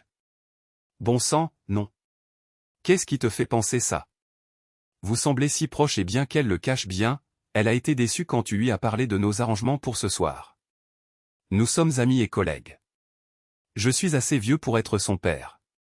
Elle sera bien plus heureuse avec Daniel ce soir. Je ferais mieux de changer de sujet, sinon je vais finir par lui dire que j'ai plus d'attention maintenant qu'il y a 5 ans. Et toi, Caroline? Inspectrice du gouvernement maintenant, m'a-t-on dit. Ça te plaît? Non. On me demande de vérifier que les jardins d'enfants et les classes maternelles font des choses que je ne crois pas justes. Et ensuite, dans les rapports, je suis censé défendre le point de vue de l'inspecteur. Comment défendre l'indéfendable? Alors pourquoi as-tu pris ce poste? Eh bien, tu avais raison, le comité m'a juste tapé sur les doigts, mais les choses n'ont plus jamais été les mêmes. Il n'y a pas eu de publicité quand Roger a été viré, mais la nouvelle s'est répandue. Les gens qui étaient amis ont cessé d'appeler. Puis j'ai entendu une rumeur selon laquelle je t'avais abandonné parce que tu étais handicapé. Je voulais juste m'éloigner, travailler avec des gens qui ne me connaissaient pas. Le poste d'inspecteur m'a été offert et je l'ai pris. Maintenant, je sais ce que tu ressentais en faisant un travail que tu détestais. J'espère que tu ne me blâmes pas d'avoir répandu les rumeurs. Je n'ai pas dit un mot. Elle prend ma main dans les siennes et embrasse le dos de mes doigts. L'idée ne m'a jamais traversé l'esprit. Ce n'est pas ton genre de rôder dans l'ombre en chuchotant à des oreilles réceptives. Si tu voulais dire quelque chose, tu t'assures. Que je sache que c'était toi. Oh non, c'était probablement une secrétaire à la mairie. C'est comme ça que les choses commencent habituellement. Et de toute façon, tout ça est fini maintenant. Alors, qu'est-ce que tu vas faire maintenant? C'est en partie ce dont je voulais te parler. On m'a offert un nouveau poste, directrice adjointe des services à l'enfance. Tu n'as pas besoin de mon approbation, Caroline. Prends le poste. Cela te donnera la chance de vraiment faire la différence, et il y a peu de choses pires que de faire un travail que l'on déteste. Eh bien, j'ai quand même besoin de ton approbation. Tu vois, le poste est à Cambridge. Nous serions presque voisins. Je ne le prendrai pas si tu trouves cela embarrassant. Prends le poste, Caroline. En dehors du travail, je ne passe pas beaucoup de temps assez. Sa voix tombe à un murmure, comme si elle avait peur de le dire. J'espère plutôt que si j'acceptais ce poste, tu passerais plus de temps à Cambridge. Oui, je vois bien que c'est une supplique. Je m'attendais à ce qu'elle vienne bien plus tôt et qu'elle soit beaucoup plus directe. Elle attendait une réponse, à ce stade du jeu, je ne voulais pas lui donner tout de suite. Je ne sais pas ce que je ressens. Je la veux. Je sais qu'à chaque fois que je la regarde, je veux me réveiller à côté de quelqu'un. Je veux quelqu'un avec qui être le soir et les week-ends. Je veux quelqu'un à qui parler à la table du petit déjeuner. J'ai envie de lui dire que j'aimerais beaucoup ça, mais je ne le fais pas. Au lieu de cela, je fais semblant de ne pas l'entendre. La cloche du bar nous indique que la représentation va reprendre dans 5 minutes. Les gens regagnent leur siège et la conversation prend fin alors que nous nous installons pour la seconde moitié de la pièce. Après l'ovation, la troupe apparaît et nous demande de ne pas révéler l'intrigue. Puis nous partons. Il y a une très bonne pizzeria en haut de la rue, nous pourrions y aller manger un morceau. J'aimerais bien. La pizzeria n'est qu'à 5 minutes à pied et nous sommes rapidement assis et passons notre commande. Caroline est fascinée par le chef qui fait tournoyer la pâte à pizza au-dessus de sa tête. Tu as l'air de bien connaître le West End, je suis impressionné. J'ai été ici pas mal de fois au cours des 3 dernières années et je n'ai jamais eu de problème à me souvenir de la géographie. Notre vin arrive et on me propose de le goûter. Le serveur nous verse un verre à chacun. Caroline prend son verre et propose un toast, autant meilleur. Je bois à ça, dis-je, et nous trinquons. Alors Caroline, tu m'as posé des questions sur ma vie privée, comment va la tienne? Il y avait quelqu'un, mais je l'ai fait fuir il y a 5 ans. Depuis ce jour, j'attends qu'il revienne. J'ai eu des périodes de doute et de désespoir, des moments où je pensais que ça n'arriverait jamais. Pendant ces périodes, je me suis laissé divertir par des membres du sexe opposé. Il n'y a jamais eu personne de spécial, certainement personne que je considérerais comme une relation sérieuse. Nos plats arrivent et ça la surprend. On trouve des pizzas partout dans le monde et pour beaucoup de gens, une pizza est une pizza. Mais il y a un grand fossé entre la meilleure et la moyenne. Celle-ci est l'une des meilleures, dit-elle, impressionnée. Pendant que nous mangeons, nous parlons. Je sais que ça va lui faire du mal, mais je dois lui parler des femmes dans ma vie. Je ne peux pas faire la même affirmation que toi, je n'ai pas vécu comme un moine ces 5 dernières années. J'ai été surpris de voir combien de femmes étaient heureuses d'être avec moi. Je lève ma main gauche, montrant mes alliances toujours à mon doigt. Pour certaines femmes, cela ne signifie pas grand-chose. C'était irréfléchi, vraiment. Je ne l'avais pas dit pour la piquer, mais je vois que ça lui fait mal quand même. Nous terminons notre repas et on nous apporte le café, un bon mélange italien. Normalement, cela signifie la fin de la soirée et je commence mon discours de fin de rendez-vous, eh bien Caroline, cette soirée a été étonnamment agréable, mais... Elle tend la main et couvre la mienne de la sienne. Reviens à mon hôtel avec moi. Je veux te montrer quelque chose. Je n'ai pas pu m'empêcher de ricaner un peu avant de répondre, tu penses vraiment que c'est une bonne idée? N'ai-je pas déjà vu tout ce que tu as à offrir? Je suis sérieuse. J'ai apporté quelque chose et j'aimerais vraiment que tu le vois. S'il te plaît, John, reviens avec moi. Tu n'as pas besoin de rester, je veux juste te le montrer. Nous hélons un taxi et retournons à son hôtel, un ibis un peu spartiate mais parfaitement confortable. Dans sa chambre d'hôtel, je m'assois sur le lit pendant qu'elle fouille dans sa valise. Elle me tend un livre et vient s'asseoir à côté de moi, sa jupe légèrement relevée, laissant apparaître ses jambes. Je souris en remarquant qu'elle porte. Débat. J'ouvre le livre et trouve une surprise sur la première page, c'est une photo de moi dans mon fauteuil roulant, poussé à travers le campus universitaire par une jeune femme séduisante. C'est le campus universitaire. Qui a pris ça? Moi.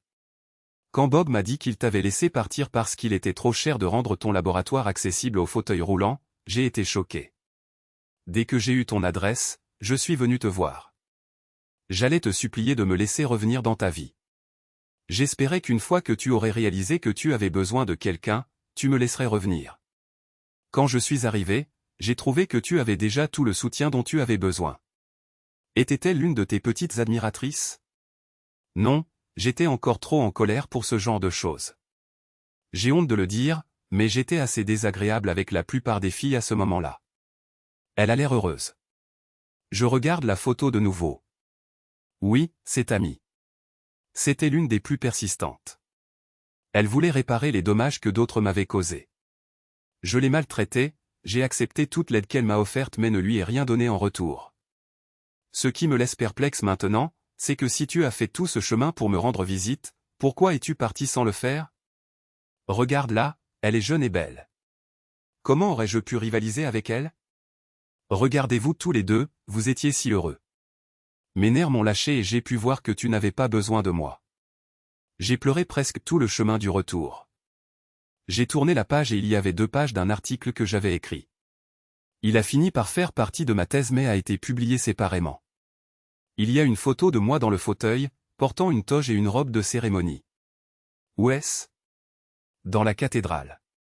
Tu étais là pour une cérémonie de remise de diplôme, n'est-ce pas?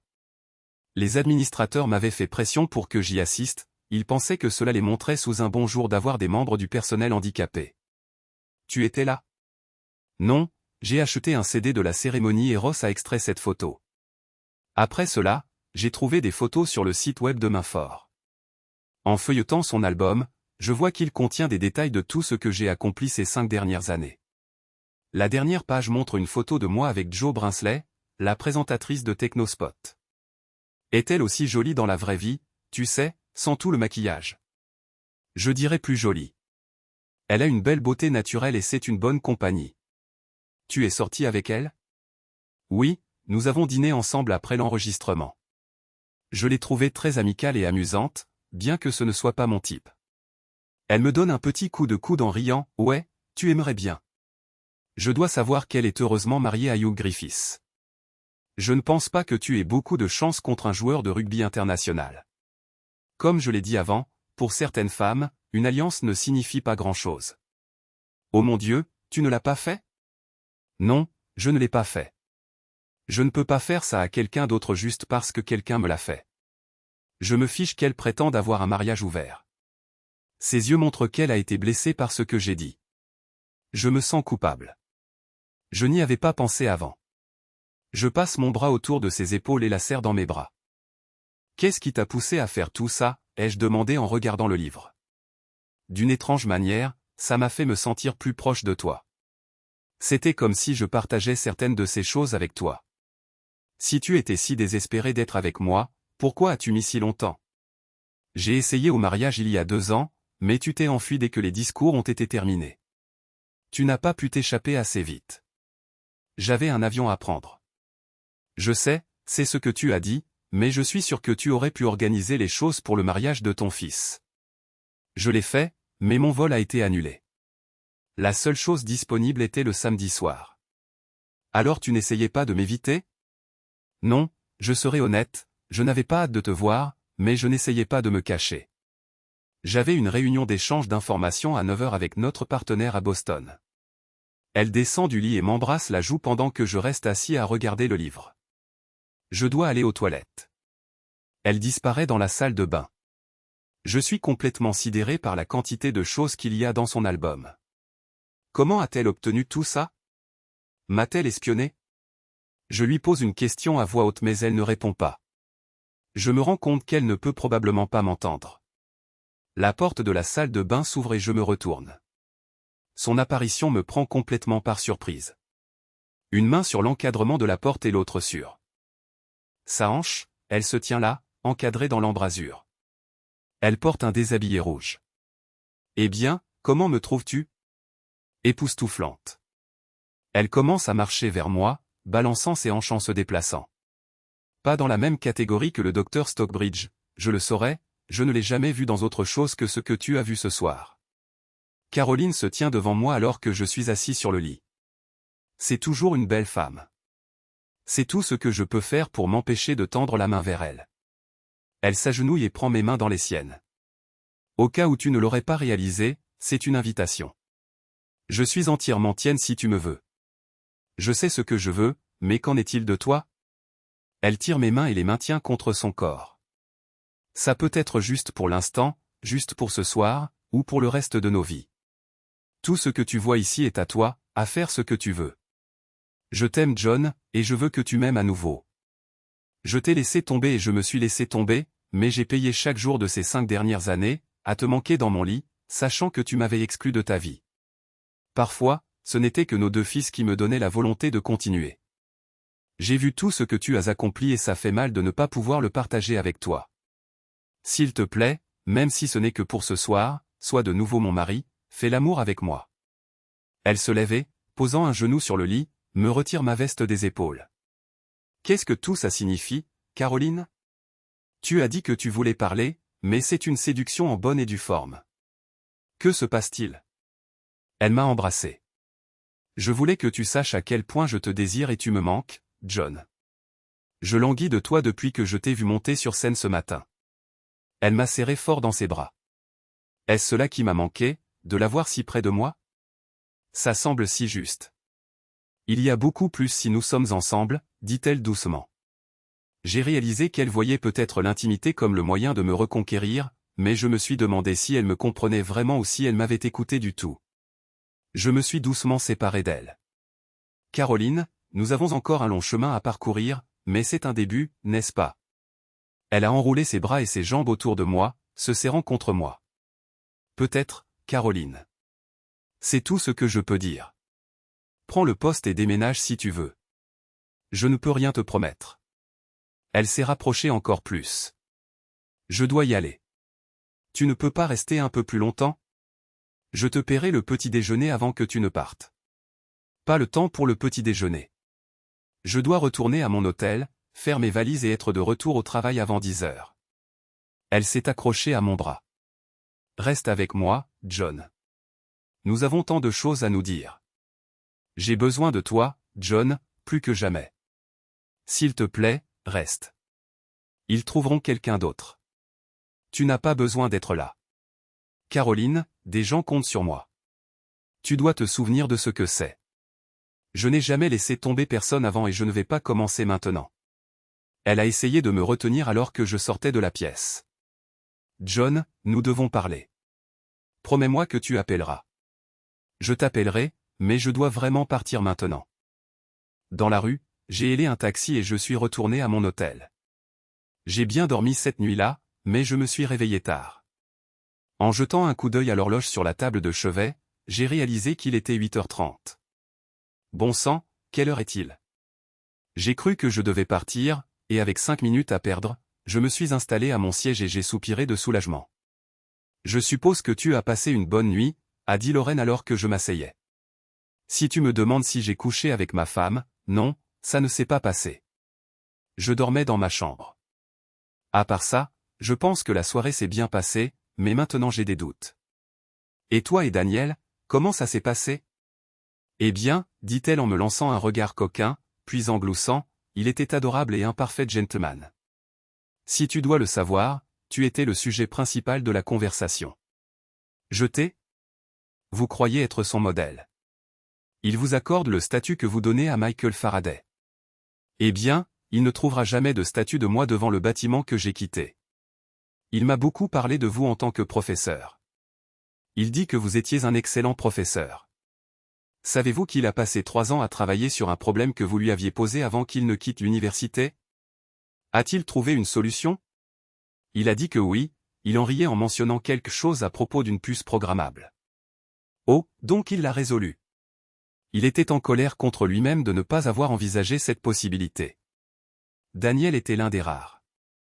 Il y avait un groupe d'entre eux, tous très motivés, et ils ont tous bien réussi. Je ne veux vraiment pas parler de l'enseignement, ce n'a jamais été ma meilleure période, et je n'y retournerai pas. Personne ne s'attend à ce que vous y retourniez, mais vous en parlez comme si c'était une période d'échec. Je pensais que vous deviez savoir que vos étudiants ne le voyaient pas de cette façon. Mon silence traduisait mon désir de clore le sujet et Lorraine l'a compris immédiatement. Caroline a l'air sympa et plutôt attirante. Vraiment, Lorraine, je ne savais pas que tu appréciais les femmes. Désolé de te décevoir, mais Caroline ne l'est pas. Elle me donne juste des coups de poing dans le bras. Ce n'est pas parce que je dis qu'elle est attirante que je veux coucher avec elle. Je comprends pourquoi les hommes la voudraient, c'est tout. Oui, eh bien, malheureusement, beaucoup l'ont fait et elle était trop réceptive. J'ai déjà dit plus que je ne le voulais.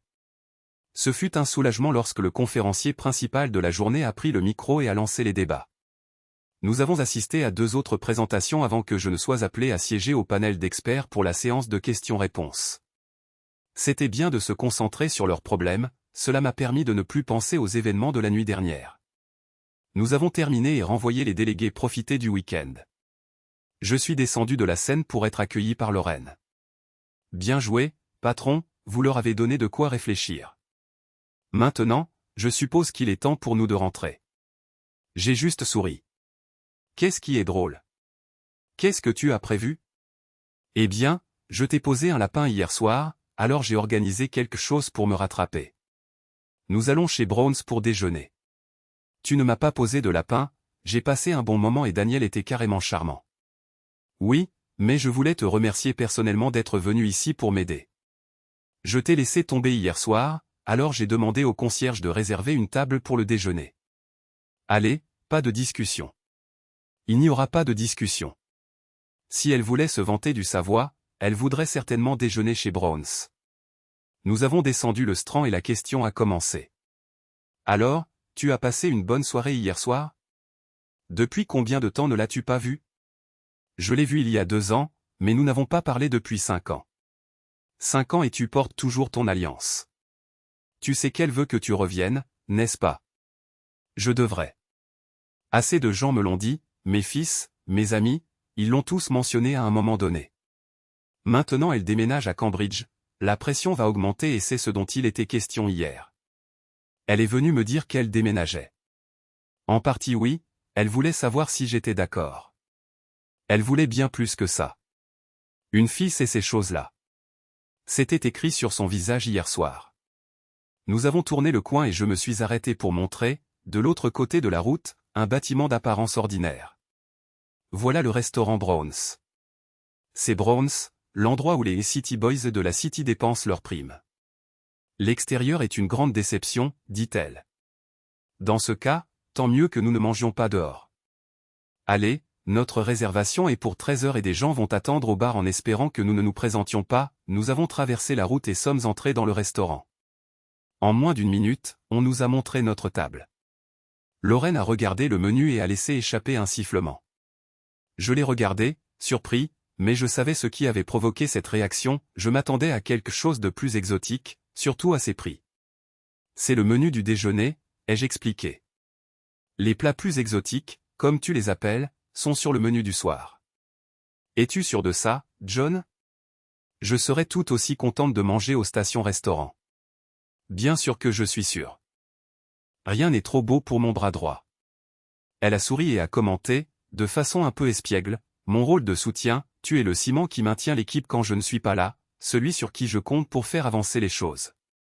Je veux que tu saches à quel point je t'apprécie. Nous avons tous deux ri lorsque le serveur est venu prendre notre commande. Lorraine a pris son temps pour choisir, et le serveur s'est montré impatient. Ça ne me dérangeait pas, j'avais déjà été ici. Quand le serveur est parti, Lorraine a saisi l'occasion de poser des questions. Alors, c'était la femme mystérieuse hier soir? Oui, Caroline et moi sommes mariés, mais il n'y a pas de secret à ce sujet. Tu plaisantes? Je te connais depuis 2 ans et tu ne l'as jamais mentionné une seule fois.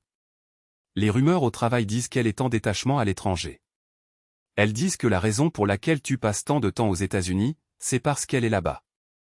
J'aurais pu le croire moi-même si je n'avais pas rencontré une jeune femme. Me appelait Siobhan la dernière fois que je suis allé à Boston. Elle semblait assez familière avec toi et ne portait pas de bague.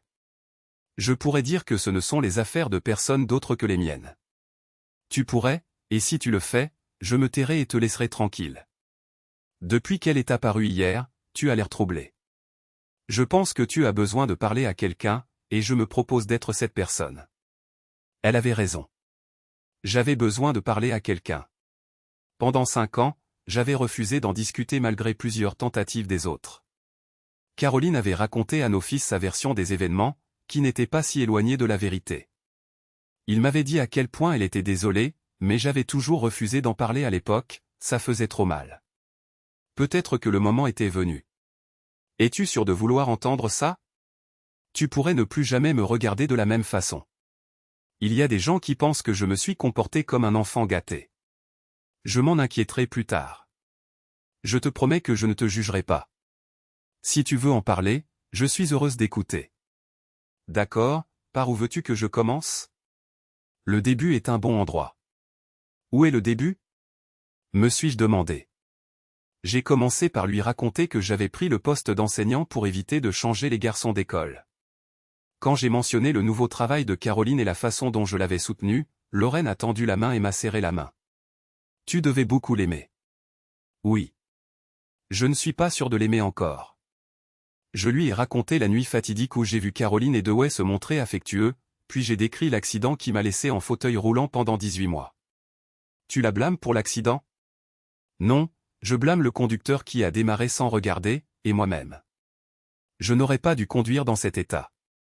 J'aurais freiné plus vite si j'avais été plus concentré. Nos plats sont arrivés et la conversation s'est éteinte. Lorraine a été impressionnée par la nourriture. Ce n'était pas gastronomique, juste bon, et elle a adoré. Après avoir terminé notre plat principal, le serveur a débarrassé nos assiettes et nous avons attendu le dessert. Lorraine a recommencé ses questions. Alors, depuis combien de temps ne lui as-tu pas parlé? Ça fait 5 ans entiers que nous n'avons pas parlé. Pas depuis que j'étais à l'hôpital. Certains de mes amis ont dit que c'était puéril. Je ne lui ai pas parlé de la paralysie. Je lui ai juste dit de rester loin. Si elle avait su, sa culpabilité l'aurait peut-être poussé dans ma vie et j'aurais pu rester pour toutes les mauvaises raisons. Donc tu lui as caché et tu es parti? En gros. J'avais besoin de partir et de vivre pour moi pour changer. J'ai essayé l'autre option et ça n'a pas très bien marché. Et maintenant? Tu n'avais pas l'air si malheureux de la voir hier et tu n'es jamais venu pour le petit déjeuner ce matin. Pour la première fois, j'ai remarqué un regard de tristesse dans ses yeux alors qu'elle parlait de la nuit précédente. Tu ne t'attends pas à ce que je commande ça. Un gentleman ne le fait jamais. Elle a rougi, réalisant qu'elle avait peut-être été un peu trop curieuse. Nos desserts sont arrivés et nous les avons mangés dans un silence relatif. L'embarras de Lorraine semblait la maintenir silencieuse. Tandis que nous buvions notre café, elle a tendu la main sur la table et a pris la mienne. Je suis désolé, je ne voulais pas être indiscrète. Je suis seulement intéressé parce que je tiens à toi. Oh là là, j'ai l'impression de m'enfoncer encore plus. Ne t'inquiète pas, j'essaie encore de démêler tout ça dans ma tête. C'était facile pour elle, elle avait tout le temps de planifier, elle savait comment ça se passerait et ce qu'elle allait dire. Moi, j'ai dû tout improviser. J'ai demandé l'addition, nous avons réglé. Nous avons quitté le restaurant pour nous diriger vers l'hôtel. On a le temps de dire au revoir à Michael, ai-je demandé en riant. Il t'a atteinte, n'est-ce pas? Oui, et à juste titre, c'était un homme remarquable. Eh bien, la vraie raison est que j'ai envie de marcher après ce déjeuner. Au fait, j'ai résolu le mystère de la statue qui parle. C'était Daniel. Il est arrivé au moment où nous entrions et a entendu ce que tu as dit. Nous avons marché vers l'impressionnante façade de la gare de Charing Cross, puis vers l'Embankment, tournant dans les Embankment Gardens. Elle m'a pris la main alors que nous passions devant le café. Si nous avions mangé là, peut-être que je n'aurais pas eu besoin de me dégourdir les jambes. Tu dis que tu n'as pas aimé, ai-je demandé. Ne sois pas bête, bien sûr que j'ai aimé, mais tu n'avais pas besoin de dépenser autant. Nous avons continué à marcher, profitant du soleil, jusqu'à ce que nous arrivions à la statue. Elle a couru devant et a levé les yeux vers la statue de mon héros. Alors Michael. Qu'est-ce que tu en dis? Notre garçon a-t-il bien réussi? Elle a marqué une pause comme si elle attendait une réponse. Oui, je le pensais aussi, dit-elle en se tournant vers moi. Michael dit que tu as très bien réussi, il est fier de toi. Je n'ai pas pu m'empêcher de rire quand elle a parlé à la statue. Tu penses qu'il pourrait t'aider avec tes autres problèmes? J'en doute. Les femmes obéissaient à l'époque, n'est-ce pas? Michael, c'est ce que tu voudrais, une servante obéissante? Absolument pas. Personne n'était plus fier que moi quand Caroline a montré au monde ce qu'elle pouvait faire. Ça aurait été bien si elle avait reconnu ce que j'avais abandonné pour elle. Le sourire a disparu de son visage. Elle m'a attrapé le bras et y a enfoui sa tête. Désolé, patron, je me suis emporté. Je ne voulais pas remuer de vieilles blessures. Ne t'inquiète pas, c'est derrière moi maintenant, ai-je dit en levant les yeux vers la statue. Tu vois ce que c'est maintenant, Michael. Tu devrais être content de n'avoir jamais eu à traiter avec les femmes modernes. Elle m'a donné un coup de poing affectueux dans le bras et a souri. Bon, c'est tout, Michael. Peut-être nous reverrons-nous l'année prochaine. Lorraine souriait toujours, et cela me procurait une douce chaleur intérieure. Elle est vraiment un ensemble complet, beauté, intelligence et charme. Elle me fait souhaiter avoir 10 ans de moins. Allez, ai-je dit, retournons à l'hôtel, récupérons nos bagages et prenons un taxi pour la gare. Nous avons pris le dernier train avant la cohue du week-end et avons trouvé des places avec une table entre nous. Je ressentais les effets de mon manque de sommeil et Lorraine a sorti son iPad. Je vérifie mes emails d'abord, puis je chercherai des informations sur Michael Faraday. Je devrais en savoir plus sur lui, dit-elle. Je lui ai souri. Tu trouveras qu'il y a beaucoup à apprendre. C'était un homme remarquable. Alors que je m'installais dans mon siège, j'ai essayé de réprimer un bâillement et j'ai eu du mal à garder les yeux ouverts. Le sommeil m'appelait et je ne pouvais pas résister. J'ai marché le long du couloir moquetté d'un immeuble de standing. Le jeune Daniel a bien réussi, pensais-je en sonnant à la porte. J'ai attendu, mais personne n'est venu, alors j'ai sonné à nouveau. Juste au moment où j'allais partir, j'ai entendu du mouvement de l'autre côté de la porte. Daniel a ouvert la porte, vêtu d'un peignoir, les cheveux encore mouillés. J'étais dans le coin et j'ai pensé passer. Je disais que je voulais me rattraper pour cette nuit où nous n'avions pas pu sortir à Londres. Oh oui, regarde, je sors juste de la douche, pourquoi je ne m'habillerais pas et te rejoindrais au pub d'en face dans une dizaine de minutes. J'étais sur le point de partir quand j'ai entendu une voix familière. Je ne sais pas si ça te dit, mais j'aurais bien besoin de compagnie en ce moment. Par-dessus son épaule, j'ai vu Caroline entrer dans le couloir, vêtue uniquement d'une serviette. Désolé, dit-il en reculant pour me laisser passer. Oui, j'entrais dans son appartement, ne ressentant que du dédain pour la femme en face de moi. Elle s'accrochait à la serviette comme à une planche de salut, tandis que son autre main couvrait sa bouche. Tu mens, et dire que j'imaginais que nous avions une chance de nous remettre ensemble. Je ne t'ai pas menti. Tu m'as dit que toi et Daniel n'étiez pas ensemble. Nous ne le sommes pas. Ce ne sont que deux personnes qui s'entraident. Et qu'en est-il de l'absence de personnes spéciales? Ce n'était pas un mensonge. J'arrangeais juste la vérité. Je n'utilise jamais mon lit. Allons, John, tu n'as pas vécu comme un moine, tu l'as dit toi-même. Exactement. J'ai été complètement honnête avec toi, mais cela n'a visiblement pas fonctionné dans les deux sens. L'honnêteté n'a jamais été ton fort. Elle me regarda avec horreur alors que je luttais pour retirer mon alliance. Non, John, s'il te plaît, non. Quelqu'un me secouait l'épaule. John. Je me suis réveillé pour trouver le siège en face de moi vide. Lorraine était assise à côté de moi, me tirant le bras droit. J'ai baissé les yeux et j'ai vu que je serrais mon alliance. Tu rêvais, ça va? Le train était à l'arrêt et, un instant, j'ai fixé la fenêtre, rassemblant mes pensées. Oui, ça va. J'avais juste besoin de mettre de l'ordre dans mes idées. J'ai fait tourner ma bague, la faisant passer par-dessus ma phalange. Es-tu sûr de vouloir faire ça? Oui, c'est fini. Il n'y a pas de retour en arrière possible. J'ai réalisé ce qui me dérangeait. Comment passe-t-on d'une personne réservée à quelqu'un qui peut soudainement être si entreprenante? Est-ce important? D'après ce que Siobhan m'a dit, tu n'as guère été célibataire. Non, probablement pas, mais elle m'a laissé croire que même une nonne aurait plus d'attention qu'elle. Il ne s'agit plus de ça, j'ai dépassé ça, c'est la tromperie. Il pourrait y avoir d'autres raisons. À ces changements, des raisons qui correspondent à ce qu'elle m'a dit, mais le fait que je me pose ces questions signifie que je ne lui fais pas confiance. Après 5 ans, je remets encore en question tout ce qu'elle me dit. Pour la première fois en 5 ans, des larmes me montent aux yeux alors que j'accepte enfin que mon mariage est terminé. Lorraine passe son bras autour de mes épaules et utilise un mouchoir pour essuyer les larmes de mes yeux. Le train démarrait, pour la première fois, je remarque le nom de la gare. Et, c'est ton arrêt. Ça n'a pas d'importance. Il y a des priorités plus importantes ici. Le train prend de la vitesse alors que je retire la bague de mon doigt et la dépose sur la table. Lorraine ramasse la bague et essaie de la mettre dans ma poche. Je ferme ma main sur la sienne. Non, garde-la. Peut-être trouveras-tu un homme chanceux à qui la donner. Elle sourit et la remet sur la table. Tu plaisantes? Quand je me marierai, nous aurons des alliances en tungstène. C'est un choix inhabituel. Pas vraiment. Le tungstène est dur et incroyablement solide.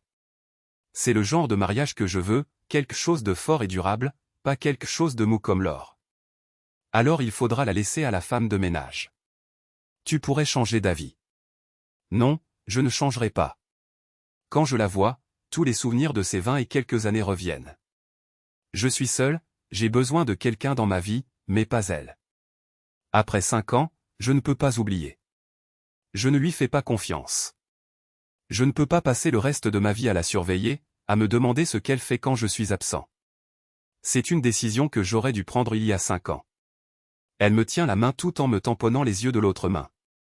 Tu pourrais la rendre à Caroline, suggère-t-elle en ramassant la bague sur la table. Je veux lui parler d'abord. L'envoyer par la poste semble cruel. Il n'y a pas d'urgence, dit-elle en laissant tomber la bague dans son sac à main. Elle sera là quand tu décideras. Il n'y a pas loin de Cambridge à Ely, et bientôt le train ralentit pour mon arrêt. Nous nous levons tous les deux et récupérons nos bagages. Nous descendons du train et marchons jusqu'au bout du quai. Je m'arrête à la barrière, m'attendant à ce qu'elle monte sur la passerelle pour prendre le train de retour à Cambridge. Merci Lorraine. C'est bon de savoir que j'ai une amie. Le train pour Cambridge devrait être là dans 10 minutes. Oh non, je ne te laisserai pas ici dans cet état. Au moins, je vais m'assurer que tu rentres chez toi en toute sécurité. Nous passons la barrière et traversons la gare jusqu'à la station de taxi. Dans le taxi, je donne au chauffeur mon adresse pour le court trajet jusqu'à ma petite chaumière. Nous nous asseyons main dans la main. À l'arrivée, je donne au chauffeur de taxi de quoi payer la course de retour et lui dis d'attendre.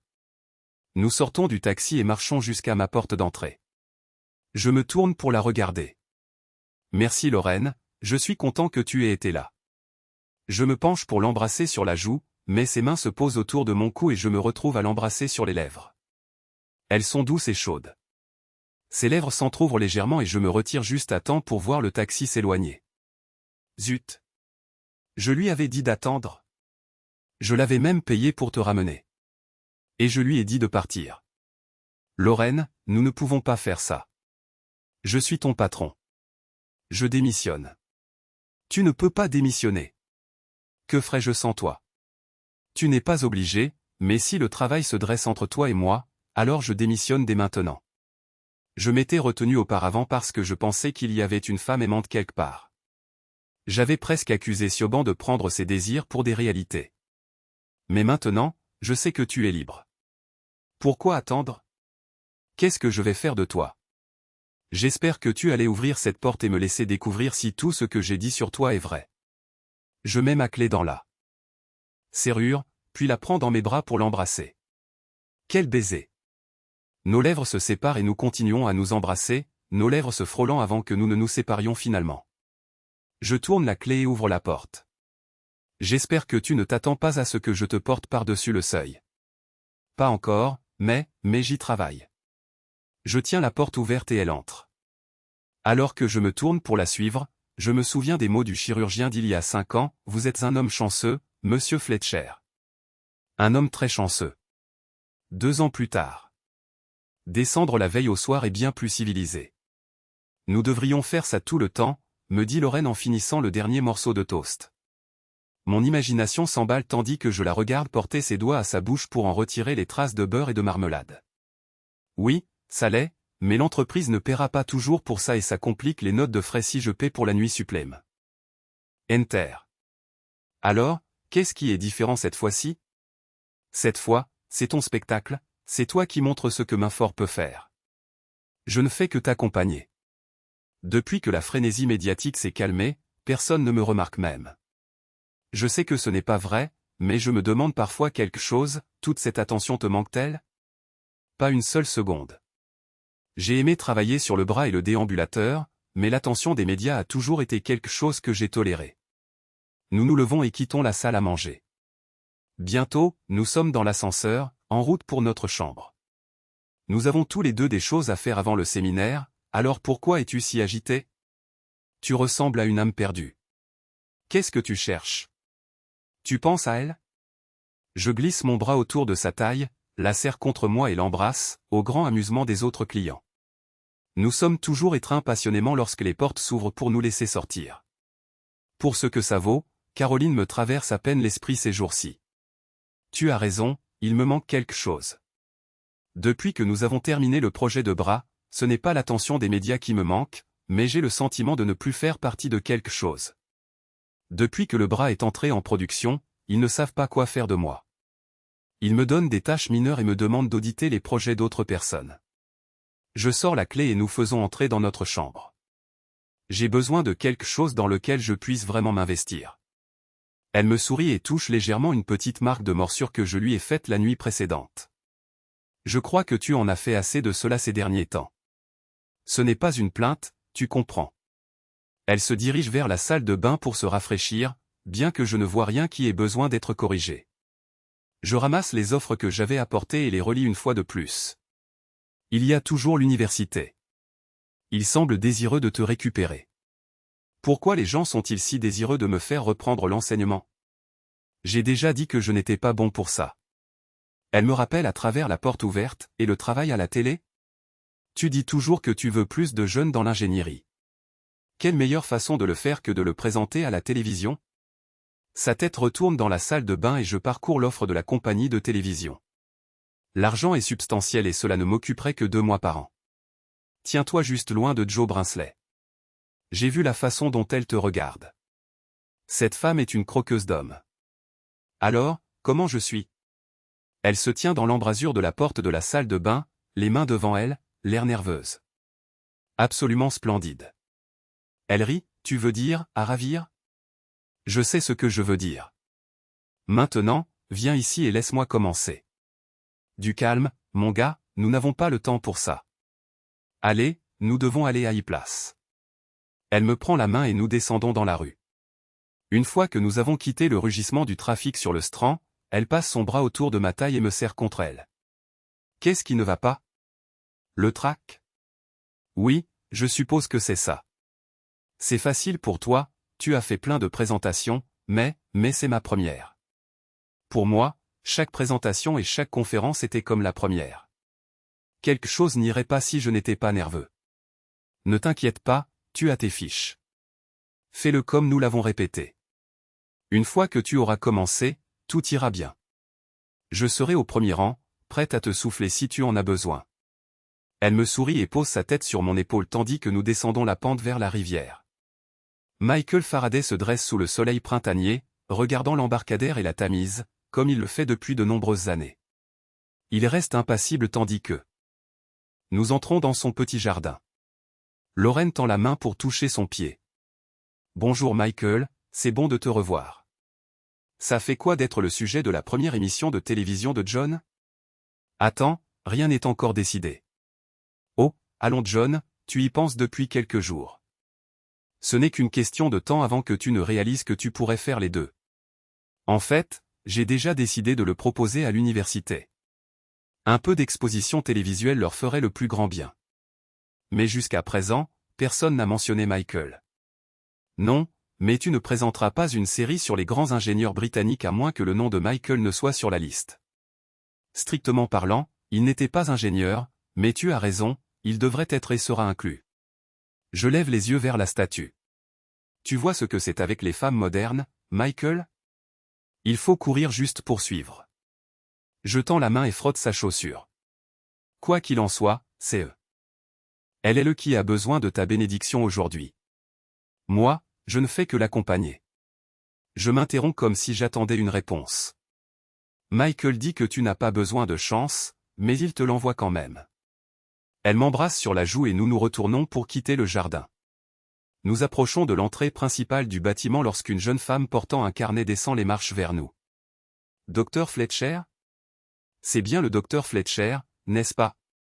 Je regarde Lorraine, puis les alliances en tungstène à nos doigts. Oui, c'est bien ça. Auquel aimeriez-vous parler?